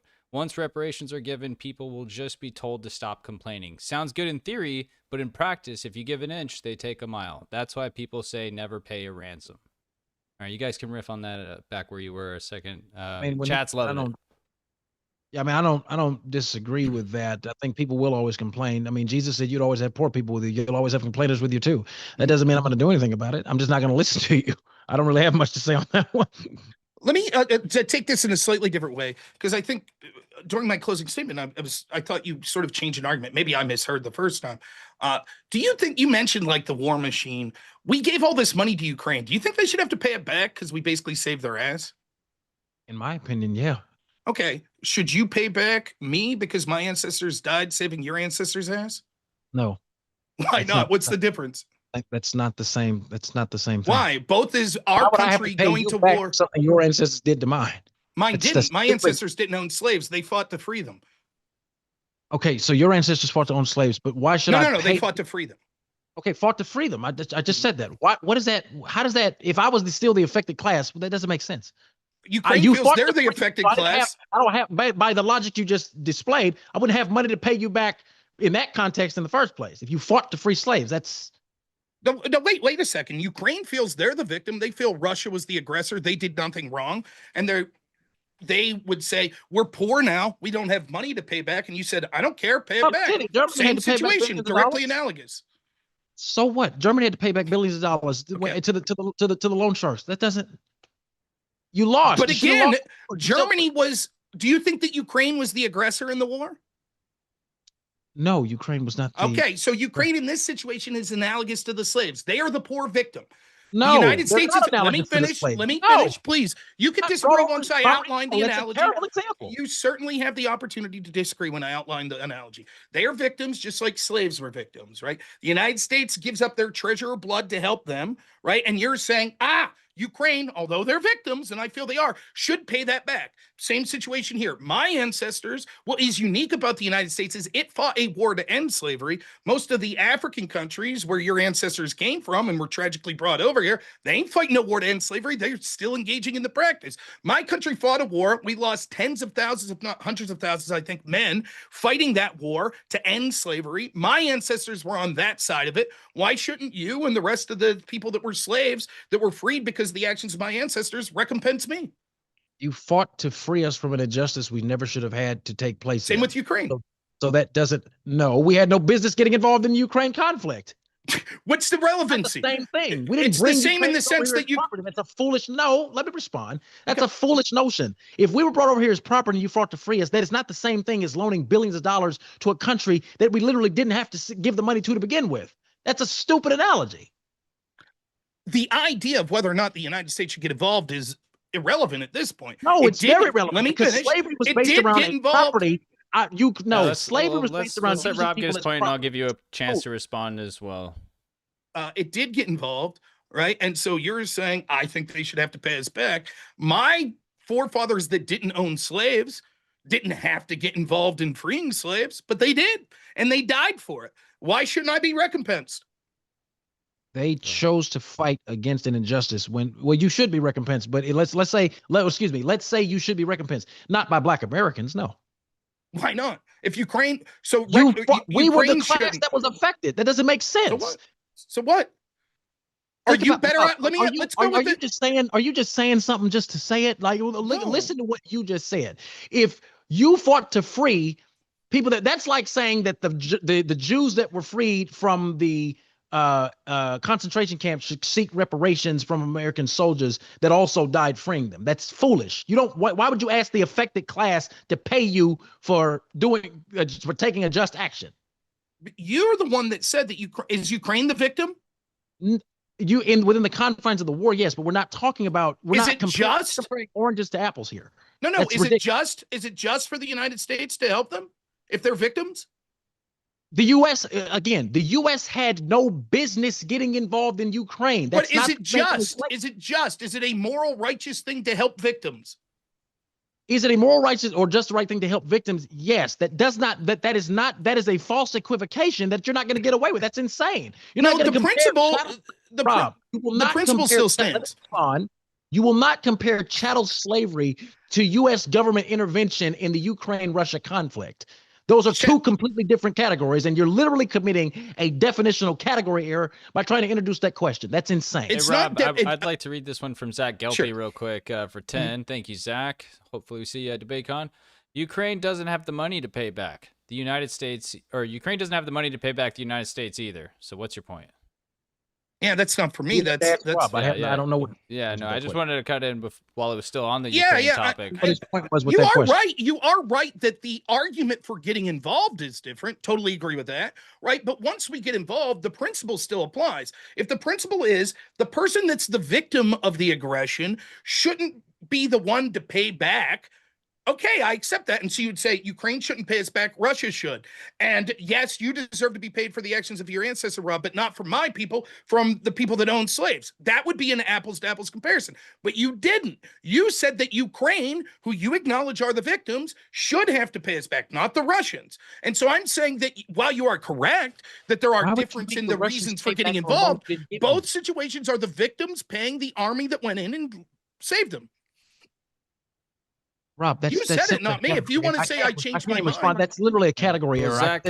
Zach continued saying Ukrainians are victims of being invaded. They didn't ask to be invaded. Russia just invaded them. They are the affected class in this analogy. Okay, and the U.S. should have never gotten involved in it and shouldn't have gave us the money, but we did, so they should pay us back. That's still a category error. That's not. I have no other response to that except the fact that that is a literal category error. Cool. Then I can go on, and we got a ton more comments to get to, guys. I don't know how much time you guys both have, so I do want to try to get through as many as possible here. I do have a hard stop at 11. Okay. Are you? Is that in 15 minutes for you? Yeah, I'm on Eastern Standard. Got it. Okay. Well, let me just get through some of these. You can give short responses, or you can choose not to. But I just gotta read them here. Peaches 2023 since 5 says our white ancestors giving their lives to free your ancestors just wasn't enough. Welfare isn't enough. It's never enough. You're constant victims. So you could take a second if you want. Respond to that. I mean, it's the same thing Bo Robertson said. I just disagree with it. I don't think telling the truth about history makes you a victim. Telling the truth doesn't. Demanding recompense does. And then real quick, to dovetail back to the Ukraine thing, Zach says, with that argument, then the Northerners had no business invading the Southerners to free the slaves because it wasn't their fight. They didn't have slaves. Yep. That was countrymen correcting a moral injustice within their own country. That's a completely different than funding a foreign nation for war purposes. Why wouldn't they just leave the South secede, which is what the South wanted? Problem solved. You could blame the South, because Lincoln was morally correct and wanted to keep the Union together. He wanted to he wanted to make sure the Constitution was the supreme law of the land, not some land. That's fair, but what I'm saying is they're analogous, although it's not completely the same. Not analogous. There are people. Let me finish. There are people that make similar arguments with Ukraine that this is important to stop sort of Russian aggression, which is a problem to the United States and the people of it and the free peoples around the world. Similar argument. Foreign policy to domestic policy. We do have some more comments about history here. The Cut 03 since 10. Thank you for your support, sir. First black slaveholder was in 1621. By 1850, there were 4,000 black slaveholders. Should their descendants pay reparations? How far back, and how do we come up with a reasonable number to pay? It's very important to understand that those black slave owners were purchasing their family members for the purposes of freeing them. And this is talked about by the Freedmen's Bureau, Frederick Douglass, and several others. So that's a stupid question. All right. I disagree. It's certainly, and not to mention, also not said there were roughly 24,000, 51,000 Native Americans that were slaves. And we also saw Asians that were slaves. And although it's not exactly the same as slaves, sometimes it was even worse. We had hundreds of thousands of whites, particularly Irish, English, Scots, and Germans that were indentured servants. Tantamount to 350,000 of them. Oftentimes the indentured servants were treated worse because they were theoretically temporary ownership, though most of them it was a lifetime sentence. And so they were sent to do the more difficult labor. Do their families deserve reparations? You said a lot and you talked very fast. You're going to have to say that again. A bunch of other races were slaves as well, including whites. In the USA? Yes. Okay. Were they slaves based around, how long was the extension of their slavery? And was the slavery based around purely the color of their skin? It's not that the slavery is based even on blacks on purely the color of their skin. It would be more the race, right? Yes, there were absolutely Indian slaves, for example, that were slaves because of the color of their skin. And it's a misnomer to think that the U.S. was somehow unique in this form of slavery. It turns out people were slaves because of their specific tribe or ethnicity all over the world for thousands upon thousands of years before and after slavery in the transatlantic slave trade. and those people should seek recompense for the country that affected them. In Okay, but America, it's not black people- unique. Like when you say were they affected by the I race? didn't Yeah. ask you if it was unique. I didn't ask you if it was unique. I'm Okay, I simply guess saying, my answer is yes. They too were slaves because of their race. All right, I got a couple more here for Julio before he leaves. Chicken Driz for $9.99 said, you said in your form of reparations that you were looking for the wrongs of the past to be acknowledged and fixed. Couldn't we interpret the abolition movement as just that? possibly, but I'm specifically talking about acknowledgement by the U.S. federal government directly. The U.S. government issued a formal apology to Japanese Americans. It issued $80,000 checks to them. It did something similar with the Jews. It did something similar with AAPI, and it has never done anything specific of that nature for Black Americans. It didn't apologize? Can or you show didn't me send where? money? Didn't do both. There has never been a formal apology issued by the United States of America for slavery. I don't know if that's true or not. I'll accept that you're right about that. I think that it's sort of. I wouldn't make it up. Was there ever a formal thank you for us ending slavery? The people that didn't own slaves and never benefited for it and died Why to would I end just it? formally thank you for doing something that should have never been done in the first place? What's it matter if I'm not the person that did that? And What my do you mean, ancestors weren't the person that did it. Same question Bo asked me on Sean's show. Like it's a ridiculous question. You want like I'm going to tell you the same thing I told him. It's like a dad wanting credit for showing up to his kid's basketball game. You want to thank you and a kowtow and a step and fetch for doing what should have never had to be done in the first place? No, that'd be like you're mistreating your kid and I come in to save your kid. I'm not the one mistreating him. The North wasn't the ones that had slaves. My ancestors didn't have the slaves. So you want me to tell you how can Black people formally thank you when they didn't have government positions of power? I just don't give a shit. You shouldn't either. That's my point. But if we're going to talk about who owes apologies and who owes thank yous for actions that occurred hundreds of years ago, then I might as well get in the game too. Well, you'll lose. You'll stay on the bench. We got 10 minutes left. I'm feeling good. This gentleman. Roughneck Jarheads for 20, thank you, sir, says Julio's wrong about the spending. He is reading the number one discretionary spending is defense. Rob is right. Yeah. Address that. You are incorrect about the spending, and you'll see that when you look into it. Defense is like 4th or 5th every year. We just looked this up. It's you're reading discretionary. You're not reading total. US budget. I didn't read discretionary, and that's a misstatement. We can look it up again here in real time. I will literally chat GPT this right now. And tell me the prompt you put in. Go ahead. What is the number one most spent on U.S. budget item that is not within discretionary spending? Why are you putting not within discretionary? Just number one spending. You said I said discretionary first, so let's remove. No. Just type spending. That's all we need to do. Just type what are the top 5 things ranked in order that are spent with the U.S. government every year. Type it in. Let's see what ChatGPT says. What are the top? Repeat the question. What are the top 5 things in order that the U.S. government spends money on every year? Yes. Okay. Social Security, Medicare, U.S. Department of Defense, Medicaid, and interest on the national debt. So it's not number 1, as I said the entire debate. No, you said entitlements were number 1, which was a lie. Yes, entitlements like Social Security. That's a lie. Medicare, Medicaid. Social Security. You're saying, but no, you said welfare and SNAP, which is that's what you said. You said welfare. That's not what I said. I didn't say welfare and SNAP alone. I said it was entitlement. I didn't know the specific programs. When I later looked and found the evidence, I basically, let me finish real quick, please. I basically read exactly what you just did, and you kept telling me, no, it's defense. Will you admit you were wrong? No, because I wasn't wrong. You are wrong. It's not defense. I'm looking at this. This is not. That doesn't. What I made that statement about was to refute the idea that you were trying to insinuate that welfare was so much money was spent on welfare that was a form of reparations.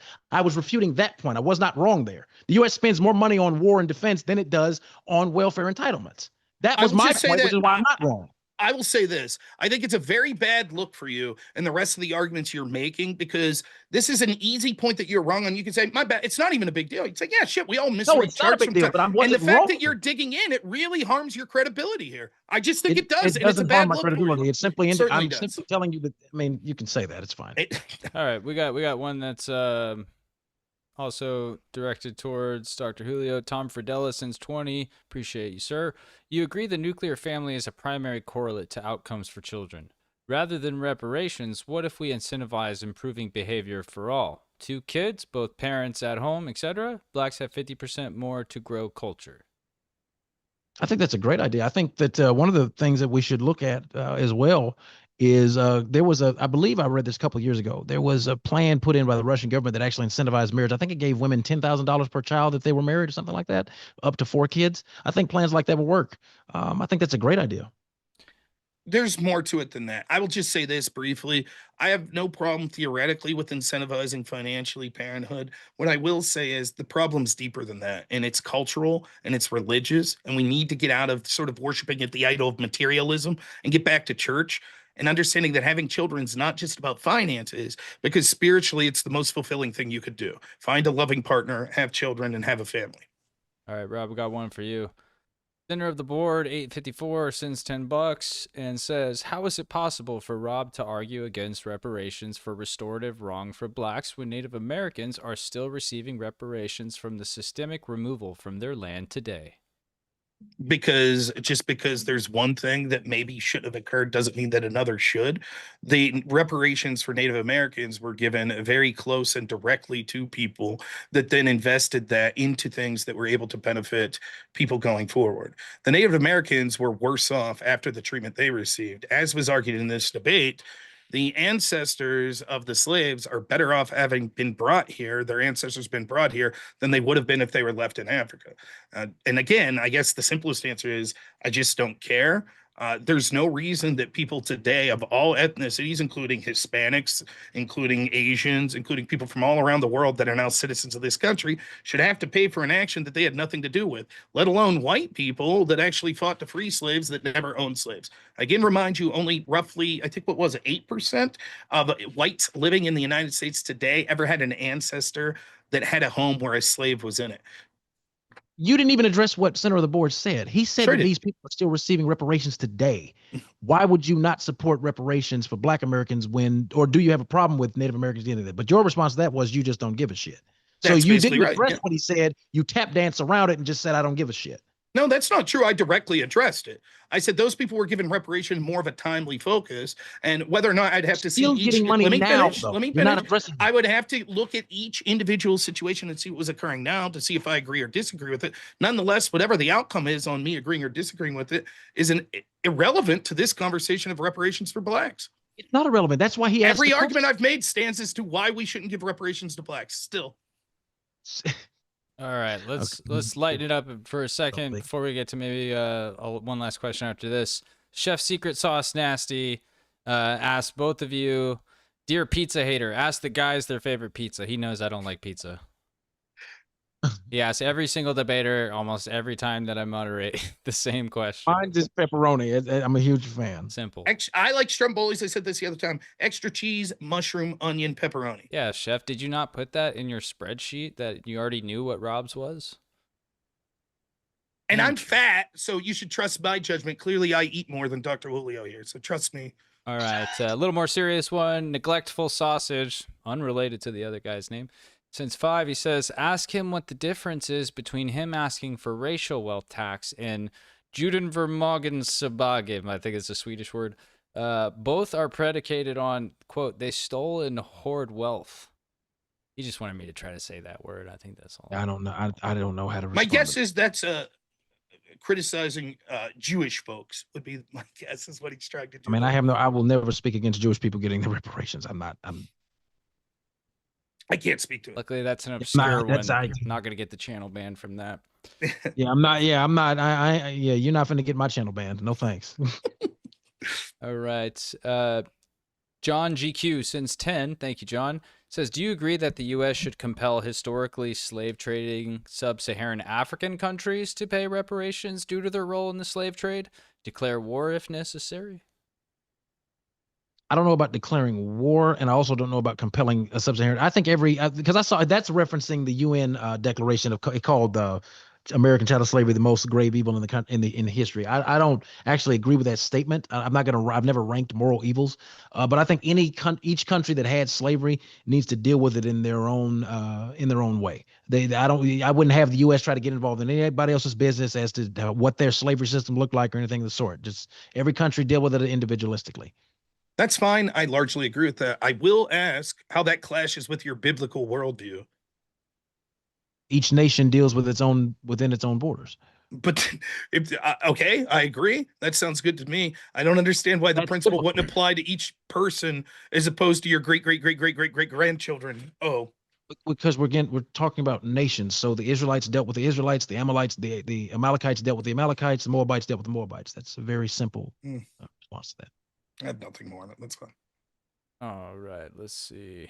Where is this person who is crying in the chat so I can read their comment? 1 second. Okay, so say what now sends $2 and says, can we refund? Or no, wrong one. He said, quote, entitlements, in quote, SSN is an entitlement boom. I always considered Social Security an entitlement. I could be wrong, but I was factually correct. Your statement was defense was clearly number one. I even specifically said, if I could prove that we've moved away from that and it's no longer defense, you said, sure, but defense is number one. It's not. So what I'm okay. So what I'm again speaking to, yes, Social Security. You pay into Social Security. That's not what I'm talking about either. You pay into Social Security as a result of you working. Reparations is not the same sort of entitlement as Social Security. It's not even an entitlement. It's just, I mean, well, yeah, you're entitled to the debt owed, yes, but it's not I wouldn't classify reparations as the same in this sort of same programmatic schema. Well, I agree, but your argument was clearly it's far and away. I think you may have said defense 60% of our budget. I thought you said, and according to the source, yeah, 65% of our budget fiscal year 2025, and I gave you the source for that. I think you're reading it wrong, or either the source is incorrect. I'm not reading it wrong. I just quoted it. I'm not relitigating that. Okay, so then when you just chat GPT'd and it said that wasn't the case, which one's right? You gave me two sources. One agreed with me, and the other didn't. Again, the confines of what we were speaking about. You said that entitlements along the lines of welfare and what was it? Was the other thing? You said one more. You said two things were the number one budget items. I simply stated that was inaccurate. Social Security is not the same kind of entitlement program, for that matter, as welfare. Welfare is not a form of reparations either. That was the point I was combating. And our defense budget does exceed the amount we spend on welfare. So I'm not wrong there. I'll give you, okay, it may not be number one. Concede that point. Excuse me. I'll concede it's not number one. We still spend vastly much more money on defense than we do on welfare, which was specifically what I was countering. What's defined welfare? Is Medicaid welfare? SNAP and low-income housing assistance. How about Medicaid? Is that count as welfare? What about Medicaid? It doesn't count? Low-income people's health care? That doesn't count as welfare? I just gave you what I'm speaking of. I gave you my... Okay, so you're saying... want to try to expand it, I'm not going to let you do that. If you just say no, I don't. Let's try to get two more questions in before he's got to go. Okay. One more from Zach Gelpy here. He says, as a Jew, I demand that we get reparations from Egypt for 3,000 years of slavery. Then with this stupid argument. I'm sorry. Say that again. The pyramids are nice, though. They did build the pyramids. Mr. Gelpy would like some reparations from Egypt for 3,000 years of slavery as a Jew. I guess what's your stance on that? You better go talk to whoever the new pharaoh is, brother. All right, one more. Johnny McVito says for 10, Austin, if there's no, quote, reparations due to those who stand up for the victims and only reparations for the said victims, is it worth saying them when it's going to cost you? If no, comment to Rob. I don't know repeat that. What is he trying to say? I think basically what he's saying is, why would people, if you say, no, you don't get recompense for putting yourself on the line to correct injustices, why would anyone ever do it? No. Let me be more specific. I said you don't get recompense from the affected class. Who should get more money then? Like from the federal government? The person who had the slave that then went on to produce ancestors because he was freed, or the person whose lineage was all but stopped short, and now there's only a very limited amount of people because he was killed? Slavery bad, death worse, right? Well, Rob, before he leaves, I did want to read one more $20 for him from Say What Now. I'm trying to just go through and read all the ones that are directed at him before we go, and that are at least somewhat serious. Julio, so a Christian nation makes a mistake and is no more that.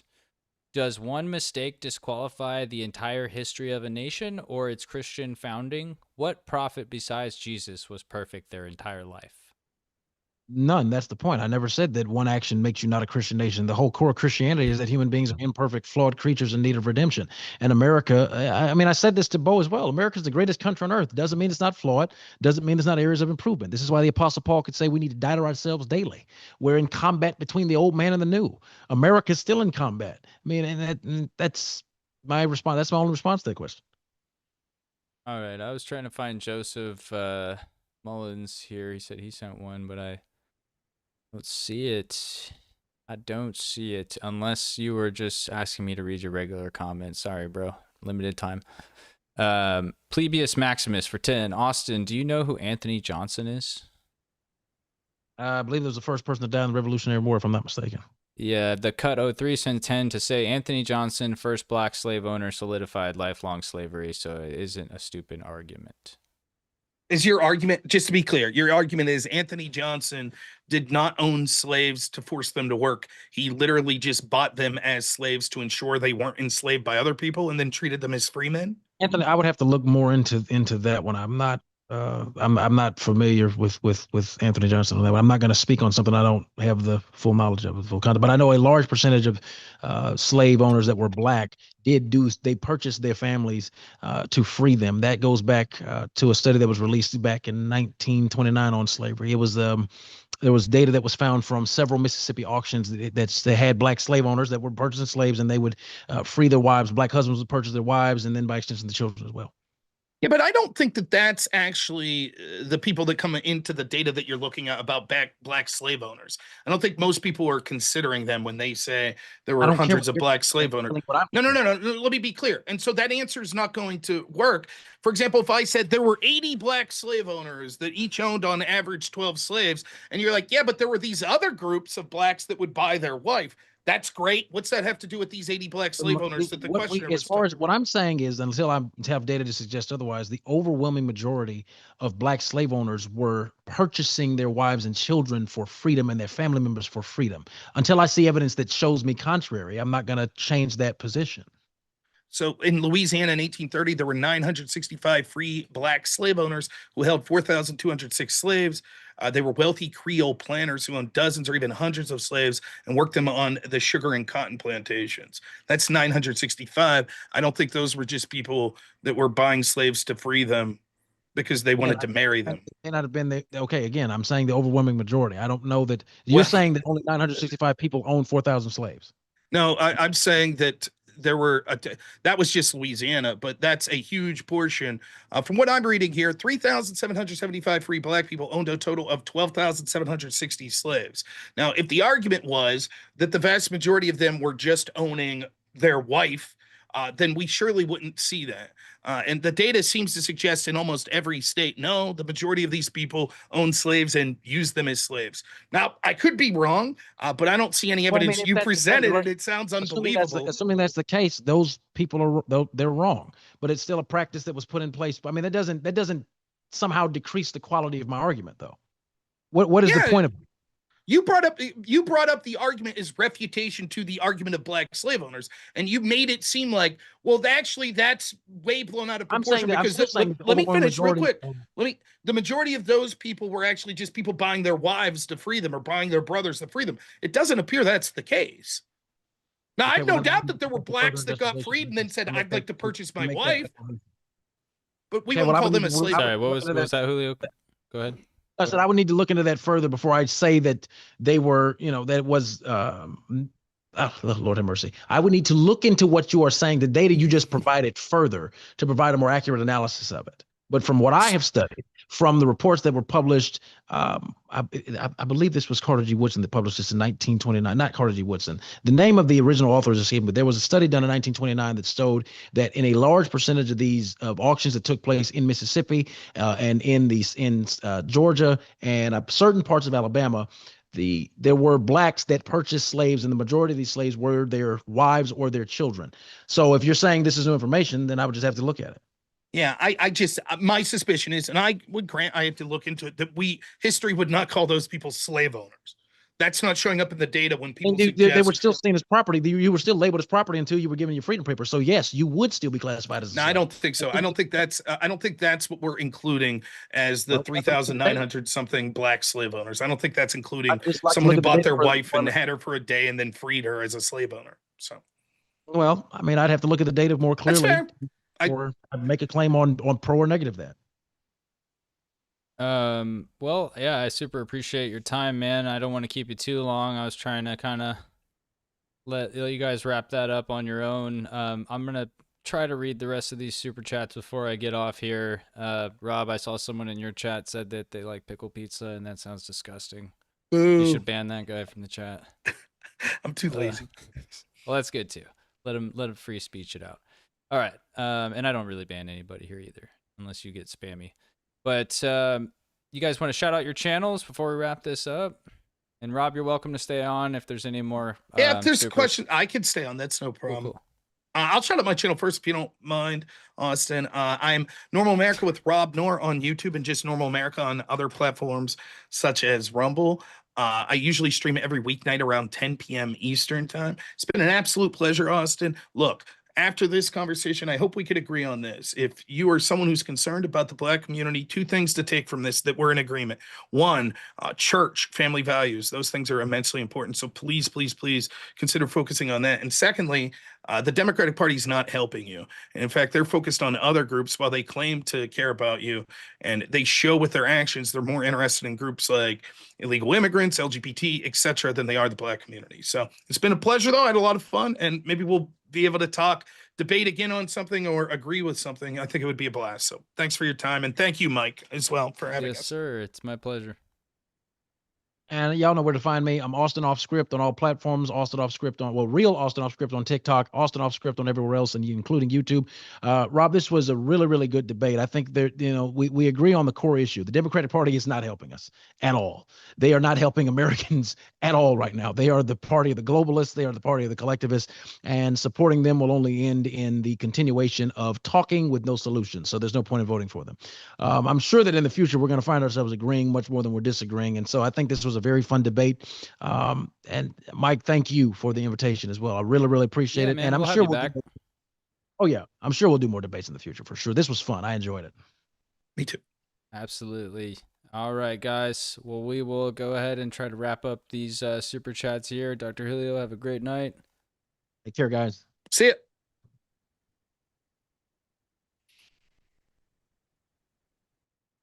Over to screen share real quick. Yonaguni Sushi, international cuisine. Check them out if you are in Puerto Rico. They're a sponsor, DebateCon 8. Just want to jump in and give them a shout out. Sideshow Bob's going to be at DebateCon 8. He's got the fire Asian Latin mix combo food. It's worth taking a trip just for this, I would imagine. But yeah, they're going to be helping us out every debate they have. Bob's the best. But thank you, Bob, for the sponsorship. All right, back to some super chats before we wrap it up for the evening. All right, let me try to center us here on this. Where you at, Rob? Oh, this is actually frozen. Let's see. Go back to this. And Zoom moved us around. I'm not Julio. It looks good on my end, but yeah, I slid around. You're streaming the Zoom. Give me 1 second. I can just add a new screen share for the Zoom. Capture. All right. And we are going to do this one. Boom. I got your chat over here, Rob, so I can make sure if there was something relevant, add that. And then I'm going to move us sideways here, actually. Let's do this. Oh, can't do that. Go a little further. Dynamic, speaker, multi-speaker. There we go. I can always have this set up beforehand, but it will still redo whatever it wants. Appreciate your patience. Okay. No problem. Let's finish these up real quick, and I will try to read the ones that are directed to you first.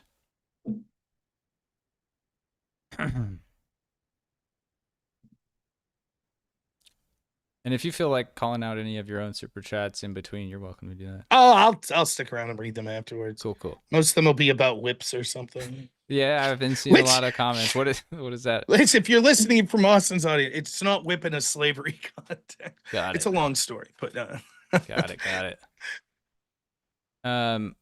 Yes, I agree, chatters. This was a very respectful debate. I thought so. I'm not James Coons, by the way. I know it says that. Chat. Okay, let's just read through these. Bless my vibe code, $5. All I know is I'm glad I'm not black and I got money that I earned and don't need government handouts. Lol. Thank God. Literally, life's good, man. Well, you were the first comment. I appreciate you. Real quick to speak to this, it's sort of what I was telling him. There is rising animosity. And as things like, particularly now, whoever you blame, right, left, Biden, Trump, anywhere in between, there's a lot of particular younger people that are struggling of all ethnicities. And to hear them be told that they're privileged and because of their ancestors, this, that, and the other, and they have to pay more to other groups and those groups feeling entitled to that money, it really pisses people off. And I'm afraid for the black community. There's a lot of people that are getting more and more vocal about their anger towards how many members of that community act, crime in those communities, and entitlement in those communities. And, for my part, I'm just suggesting, as not a member of that community, might be time to pull the reins back on some of that, because I don't think that you're likely to see this like self-hatred white thing continue in perpetuity as the dominant ideology. So I don't know that it'll go so well in that sense as well. It just causes more division. Yeah, I definitely would have liked more commentary on some of these other ones from Dr. Julio. I just really wanted to get kind of the more relevant to the debate ones out there that weren't kind of tangential like that one. Peaches, I believe I did read that $5 one about the constant victims, so I know you said I didn't read it. I did. Q Upstate for $10. Thank you. If they think paying black people for past injustices will benefit them, just imagine what white people will do if they get their money taken and given away. It's best they drop the issue. Well, that's just it. The question becomes, right? Like, and I've seen in a previous debate with him, and he brings it up a little here, like the question of DEI, or I call it redlining against whites, like places like Chase, JP Morgan, etc., have programs specifically for blacks. We didn't get into it, but they're official government policies. For example, under Biden, they were giving money out to farmers based on race. So if my solution is this, if you say we're going to give the top 100 poorest farmers money to help them, and 98 of them are black, fine. That's a fair policy. I may agree or disagree. But if you say we're going to give the top 100 black poorest farmers, now what you did was those two whites that fell in that category, they get bumped for people that were in less need, surely strictly based on their race. Does those two farms that are now lost to their great-great-grandchildren get to claim redlining and say, now we're owed reparations? The government intentionally, based purely on skin color, did not allow us to get this access to benefits, and therefore we lost our ancestral wealth. So we're going to find ourselves now, 50, 60 years in the future, where whites say we were redlined. We were victims of affirmative action. So now we demand redlining for us, and we demand affirmative action for us. And you can see it's a never ending. And basically, you just get to pick and choose what part in history you want to say, no, let's focus there. My group was the victim. We start from there. You owe me something. The best solution out of this is to stop focusing on the sins of the past, treat everyone as individuals now, and don't allow these sort of horrible policies that are focused on race. That's my opinion.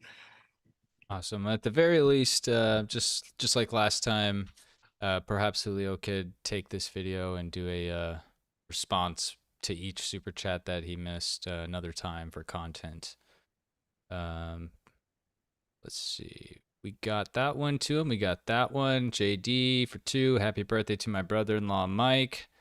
Last name, Hunt. I'm not going to read them back to back. You almost got me there, buddy. But luckily, I read it before I say it. Coon of Coons 5. Good show host. Thank you, sir. Peaches. Oh, this one I did actually intend to read. And I read your first one, but I thought that would have been a good one to read too.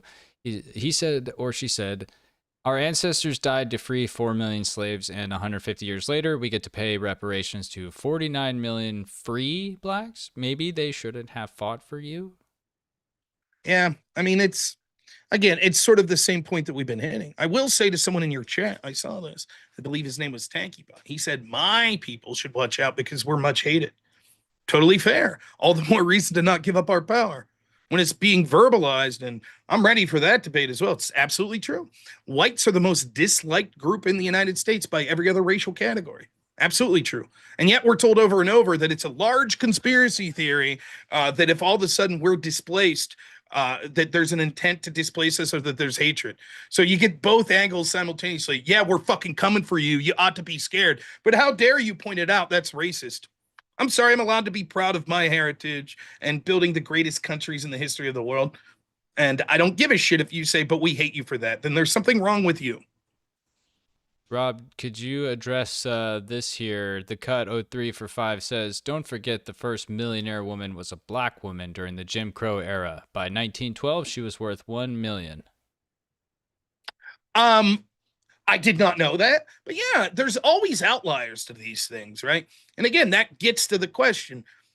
Providing based on need is one thing. We will disagree. All of us, me and you, Mike, and everyone in the chat, we may disagree on exactly what forms of welfare we're okay with. Like maybe we say, only a little bit, limit food stamps. Maybe someone who's more left-wing says, no, we'll have a bigger safety net, whatever. But what we should agree on is that it's given based on need, not by things such as generations ago that there was some historical injustice. Because what happens is, like the example I gave about the two babies that are uniquely, exact same situation, but one's black and one's white. Why are there unique programs for the black kid? The life of the white kid's worth less? He's equally in need, but he shouldn't have access to certain programs? Why? What's the explanation?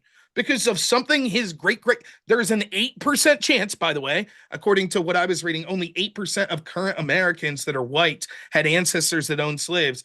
But let's say as high as 15%. So there's an 8 to 15% chance that this little baby who's 1 day old had a great grandfather that was a slave owner. So fuck him. He doesn't get access to as much as the black kid right next to him. And then how's that supposed to solve anything? So instead, what you do is, again, you say, oh, both of them fall in the economic criteria to receive aid. And if that means whatever that criteria is, that it's 80% black people, so be it. There's tons of data I didn't get into that you could go into that could be considered reparations. For example, there's a disproportionate amount, overwhelmingly, of blacks that have government jobs, public sector jobs that pay way more than their private sector counterparts. Another form of reparations, right? The SBA loans and things like that. It's like blacks own 3%, I think, of businesses that have employees. And yet when it comes to SBA loans, they're getting a far higher proportion. And almost all of those, by the way, whites are actually more negatively affected because when you factor in other races, whites being like 65 to 70% of the population, we almost always get a lower percentage than that, whether it be admission into schools, despite the fact that our grades, if we just went surely off merit, we would have a higher percentage, or SBA loans, or government jobs, or other forms of welfare. And so it's ironic we're paying more in as a sort of ethnic group than almost any other group per capita. We're getting less and less than almost any other ethnic group. We fought a war to end slavery, and constantly we're told we're shit. There are no other people that would allow people to come in from so varying different ethnic groups to have as much as a say in the country as we have in this country. And what do we get for our troubles? We're told we're pieces of shit. We're told that we're bigots. People hate us more and more. We're told you better watch out. We're coming for you. We're told that we have to bring in millions of other immigrants, that those immigrants are better than native U.S. citizens. And I'm frankly tired of it. And it's why I'm happy to take debates like this, because the crux of what I'm trying to hit across here is, fuck you, I'm proud of who I am, and I'm proud of my people, and I'm proud of the country that was built here, and I'm not going to sit here 1 second more and pretend to be ashamed about it. Bad things happen. We focus on it disproportionately an awful lot compared to the amount of good shit that happened. And I'm tired of people being ungrateful. So. All right. Thank you for your response, Rob. Man of White sent a slew here, 3 straight, and then fourth one. I'll just read them all back to back. First one for $2.79. That's a really random number. Julio, how much cash we talking about? And she. And then he says, Julio, where the gold at? APS him dat. And then he said, Julio, we hit all the Reparations in the Congo. Go look. The Reparations part could have been better executed. All right. And then the last one was, oh no, he sent 2 more, 5. Thank you, sir. He said, can we refund blacks and get our money back? And then the very last one is best we can do is coupons. You know, it's, I know it's largely a joke, but the kernel of truth there is I still don't know after that debate exactly what sort of figure we're looking at for reparations. One of the things I think I mentioned in my opening statement, there's so much we could have got to, and it's not Julio's fault at all. It's just the nature of having a limited discussion. I could have went on for 10 hours, but his plan, and I hear plans like this, well, we'll give business loans. We'll give access to higher education. But the problem is that's sort of middle class blacks, right? Like the type of person that's in a position to say, I want to start a business or I want to go to higher education. There's an awful lot of blacks that aren't going to benefit from that. They're just never going to get into that level where they could benefit from that. And so, ironically, it's like, well, the reparations end up benefiting blacks that are already decent and well-to-do. And so the question becomes, how much money are we talking? Again, the policy he said that would bankrupt us, the $250,000 per black, is about $10 trillion. Over the past 50 years, we've given $3.75 trillion to black Americans. So how much is his policy going to cost? Another $2-3 trillion on top of that? We don't know. He doesn't know. And he's like, he puts the burden of proof on me. He's like, well, prove that it won't work. Prove that it'll make things worse. That's not how it should be. That'd be like if I said this to you, Mike, like, hey, man, Modern Day Debate should send me $50,000. And trust me, your channel will blow up if you do it. And you're like, well, that doesn't make sense. I'm like, prove it. You can't prove that it won't happen, so send me the money. You'd be like, no, dude, that's not how it works. Same thing here.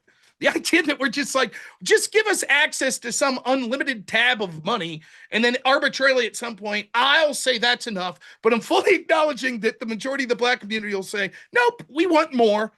That sounds like a bad idea to me. I think if you could prove it, maybe he'd consider it. But on a side note, unfortunately, this wasn't a super chat. It just came across my desk. Avarice said that he's way more better looking than you. You have a rebuttal for that? I am convinced. Have you heard that there's talk of like alien like exposure that they're finally going to announce? Going to put this on Avarice? I think he's an alien. Have you ever dealt with the guy? He has some supernatural energy, and I quite literally think that he's not of this world. Not in a bad way necessarily. So, you know, maybe his eyesight's different if he thinks he's better looking than me. I don't know. Fair enough. I just wanted to make sure we could clear that up real quick.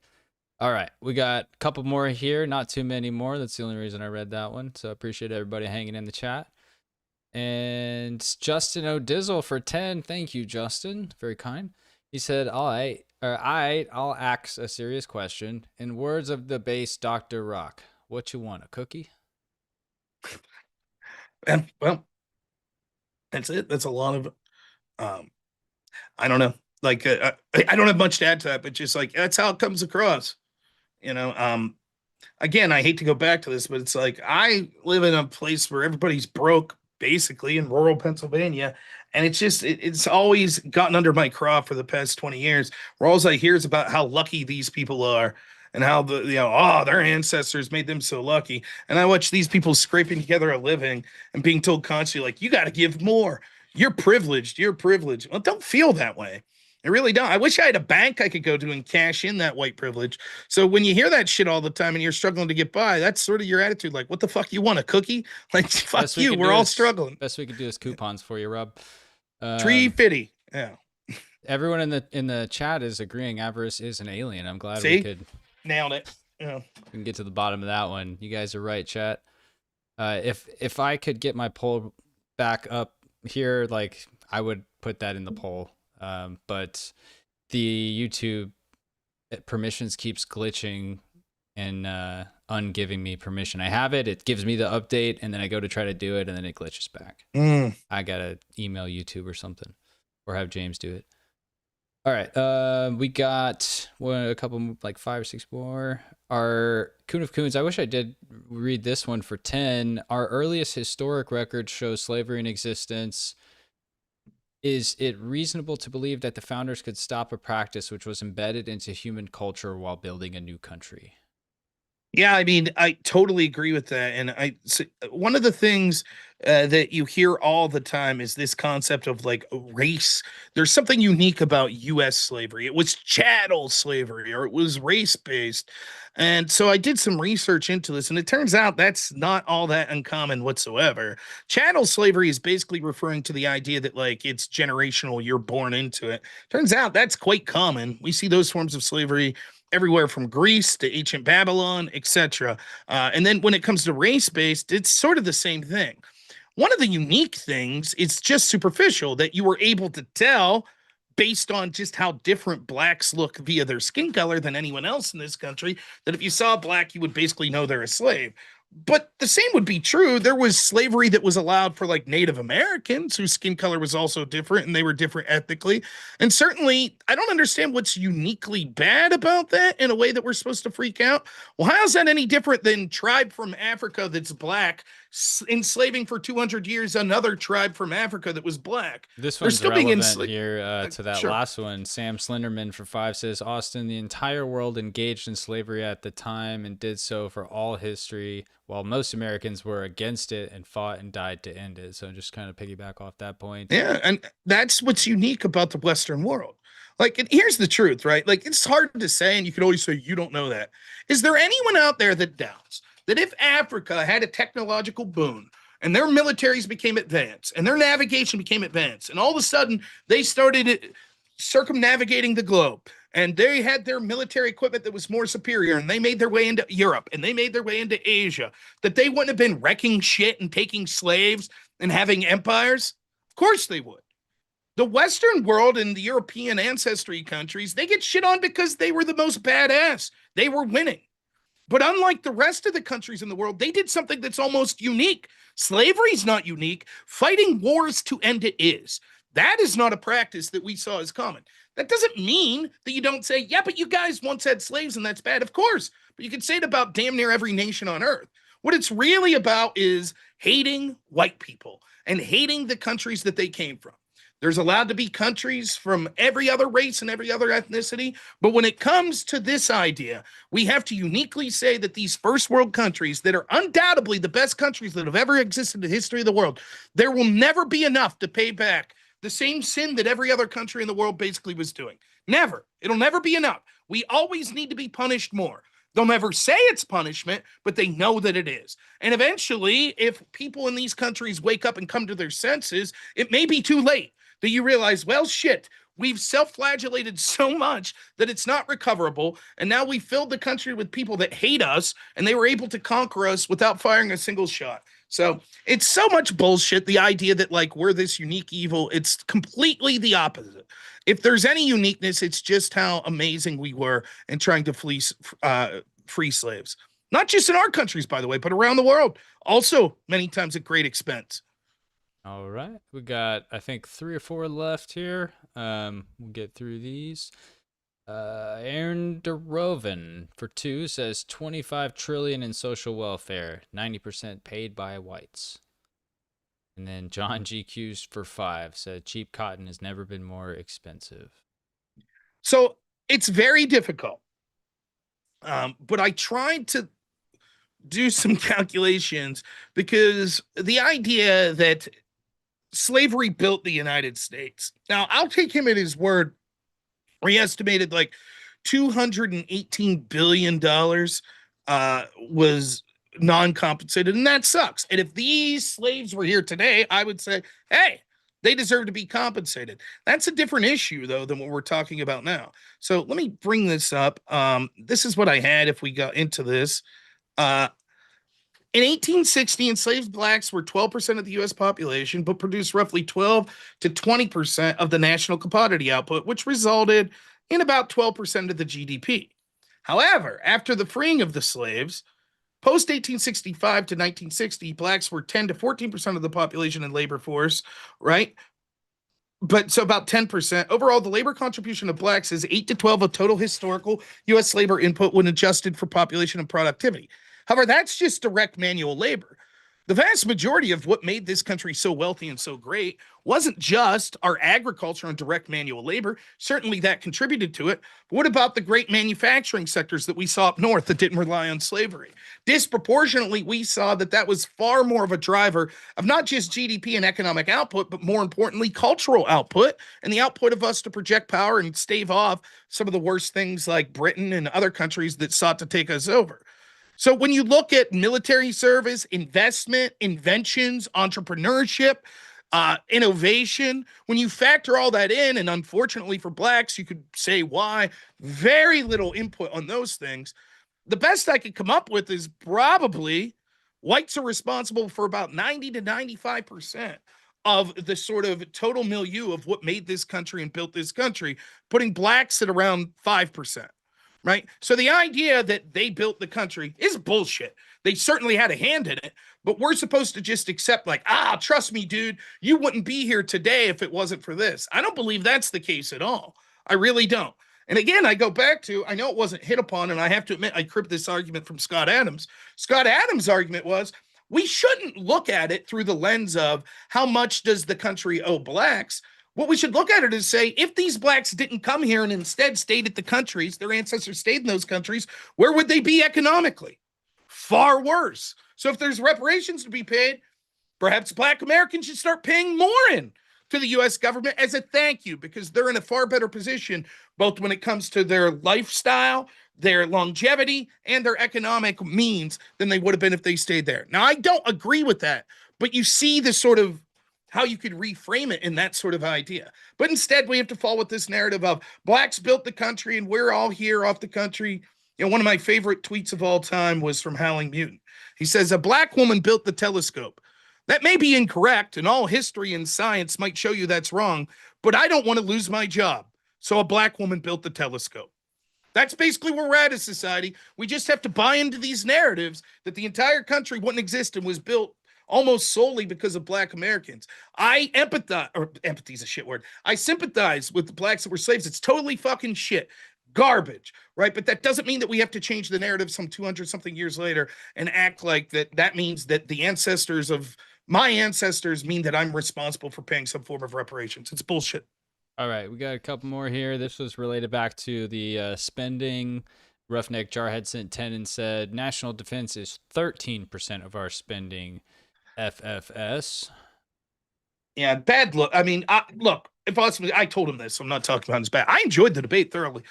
We both talk in great chunks of time, but we didn't really interrupt much. And no, it seemed I only pleasant. felt like I had to step in just because I felt like he really wanted to respond to like your initial point. And so I just wanted to make sure he didn't lose that before, you know, a couple others were put out there. But for the most part, you both tracked pretty well, even with that happening. Yeah. And so I really think that about it.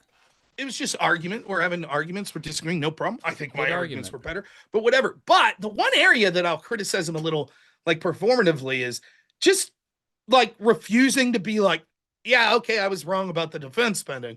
Like that's a little, you kind of shake your head at that because it's like, man, I don't know. I thought we were having a reasonable debate, but just it optically looks really bad if you're saying something and it's just proven not true. In my opinion, it's worth it to just be like, oh, fuck, I misread that. No problem. Anyways, my argument's still, you know what I mean? I didn't think it was a very important argument in the overall context of the debate.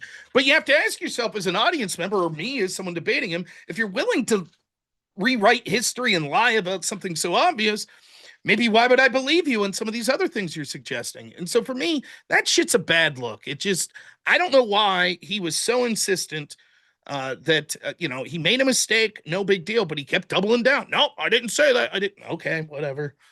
All right, final stretch here. Colton Jork sends 5 and says, hasn't the handouts to Native Americans caused massive drug and crime problems?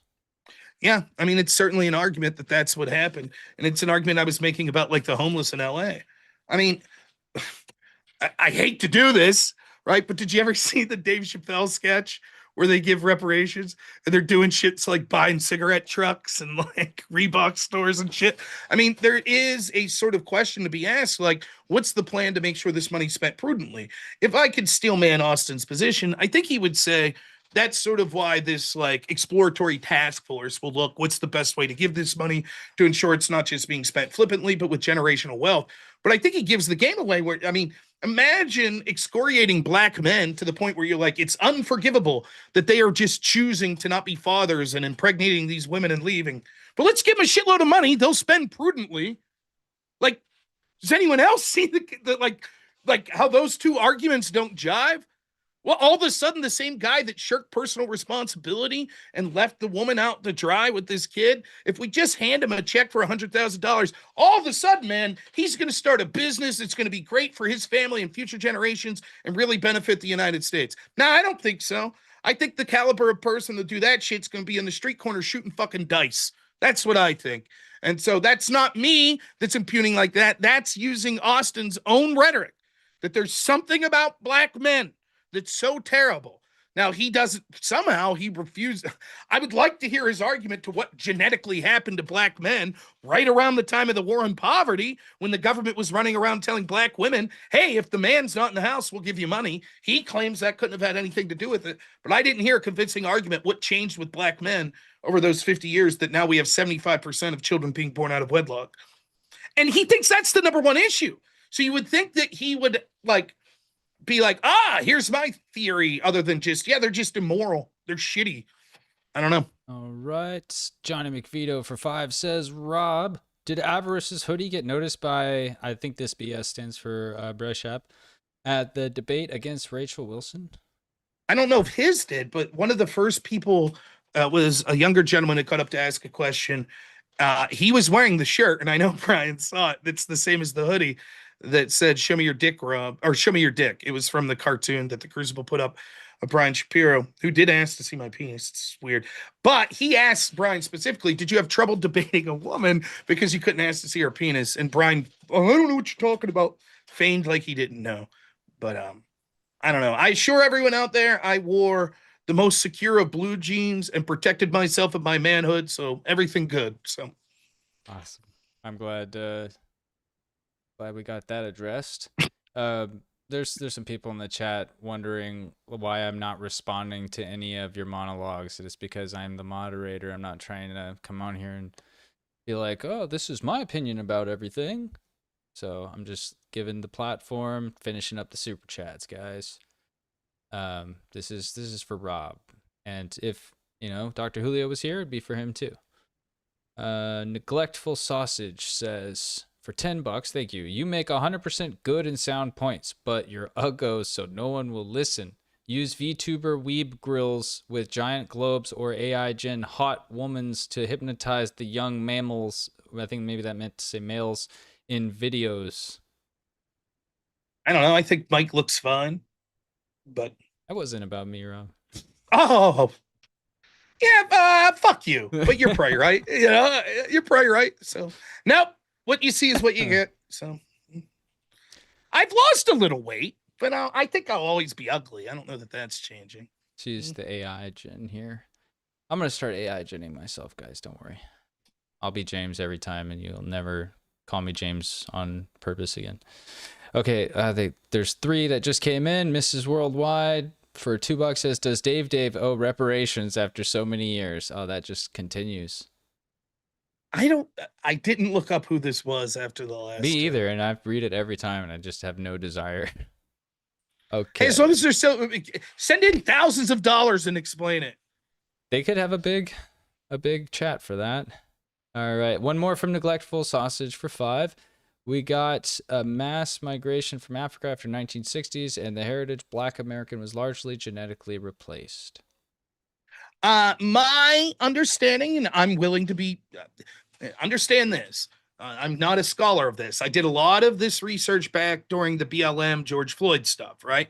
And then I spent some time today, but only like 2 hours. But I did look into this question, because the idea of race-based would mean all ethnically Black people get reparations. Certainly, there's a portion of Black people that just came here as immigrants, this generation or the past too. My understanding is 20 to 25% of the Black population in the United States are immigrants who never had any family that were slaves. That's my understanding. So I still think the majority of Black people in this country, something like 75 to 80%, are Blacks that ancestors were brought over as slaves. But certainly those numbers are getting more disparate, and I think you're likely to see given that blacks, like most other races, I believe, thank you, abortion and Democrats and baby killing, are not above replacement with child rearing. And so we're going to bring more and more immigrants in if Democrats have their way, which many will be black. And so I think you're likely to see those numbers expand. But no, it's still the majority, I believe, are slave owners, or were slave owners, were ancestors that were slaves. Calvin Collage for 5 says how the money might be spent is irrelevant. If a debt is owed, misuse of funds is not a legal defense for refusing payment or restitution. Let me just work this one in from Goofy to Cat 2 for 2. Rob, would you debate Dave on BLM versus Trumpers? Sure. Yeah. The idea of a debt being owed, but it's not, right? We don't.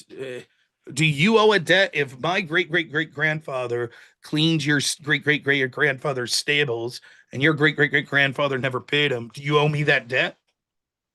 You don't, right? And so, no, my argument is that the debt, who would enforce it? Like, who enforces a debt? Where is the legal binding nature of that? Right? It would require voluntary capitulation. And the people alive today that are financing the government had nothing to do with slavery. And the people alive today whose ancestors were slaves did not suffer the ill effects of slavery directly. So, no, there is no debt owed. If you voluntarily choose to say, yeah, okay, we think there's a debt, maybe, but legally there's not. And if you disagree with me, take it to court.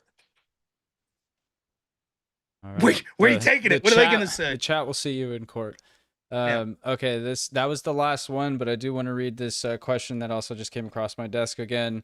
Ask Rob, why do Alaskans secretly get reparations and no one says anything about that in the form of Alaska Permanent Fund, the PFD? Why are they the exception, Rob? Inuits? Is that what he's referencing? Or Alaskans in general? I'm unaware of this specific fund. Again, the questioner already asked about Native Americans. Look, my argument would be the same as with Native Americans, right? If there was a binding agreement signed at the time that enshrined this, like, for example, why is Bobby Bonilla still get a paycheck from the fucking Mets when a bunch of other players that retire don't? I don't know, because the Mets were stupid and signed a stupid fucking deal. Okay? There was no such deal with the slaves. And there is no... to go back 200 something years and try to enforce that is an absurdity. And again, it would never end. So that just like I don't know. Stream of super chats that doesn't want us to get off here. Okay, last one, guys. I love grifting for James, but I also got to sleep. And Rob's got to stream. He's got to grift on as well. Yep. So Coon of Coons for 10. I would be good with reparations if African countries involved in trade had to cede lands and resources to U.S., and if those accepting reparations had to give up their citizenship and be exiled. Well, it's an interesting question, right? And so it's sort of like either you shut the fuck up about it or you take the plane ticket and the check home, right? Is basically, I believe, what the person's saying. I don't know. I could see the validity of some of that. I'm not someone, look, I am absolutely proud of my racial heritage and what my ancestors built. I don't know that I'm necessarily in the camp of like only people that share my ethnic heritage. That's not me. But if people, I mean, this has happened. People went to Liberia. You know, it was going to be this great paradise that blacks were going to move back. Freed blacks were going to go back, and it was going to be this great country. Yeah, it fucking sucks, as expected. So, I mean, I don't know. I guess I would have to think about it. Like if there was some dollar amount, like $10,000 per black that wants to go back to Africa and then renounce their citizenship. And then if you don't accept that, then you can never bitch about this stuff again. Fine. But they'd still bitch, you know? And I don't know. I'd have to think about it, but it's not out of the realm of possibility that I would be like, yeah, fuck it. Depending on the dollar amount, I guess. It's true. That is true. Everybody has to give their fair share in that fantasy there. That was in regards to Coon of Coons. I said that was going to be the last super chat, and luckily I was not lying. All right. Yeah. So one more shout out to your channel, Rob. Yeah, Normal America with Rob Noerr on YouTube, and then just Normal America or Rob Noerr on other platforms like Rumble. I stream almost every weeknight. from 10 p.m. Eastern until the wee hours of the night or morning. I do want to give a shout out, not to me though, for the debate con that's coming up here in Dallas. I will be there. Currently, I'm not debating, but I will be there having fun. If you missed the last debate con that was in Nashville, where a bunch of the Crucible people showed up, I think even the people that don't like the Crucible and were debating against them would admit it was an absolute blast. Modern Day Debate put on a hell of an event.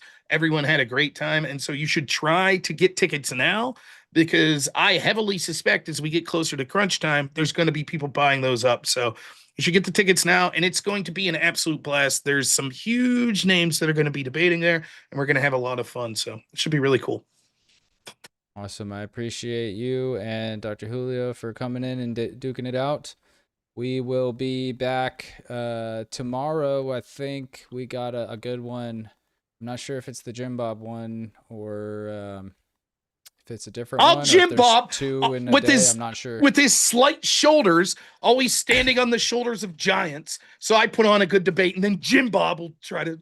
Now I like Jim Oh, Bob. you warmed He's a up the good crowd dude. for him, man. Yeah, as always. Appreciate it. All right. You got a ton of W's in the chat. Appreciate everyone. Give W's for yourselves, chat. You are very engaged. There's about 1,000 of you in there at one point. And then another probably 1K in Rob's stream. Y'all are awesome. Thank you for the support. Y'all have a wonderful night, and see you tomorrow.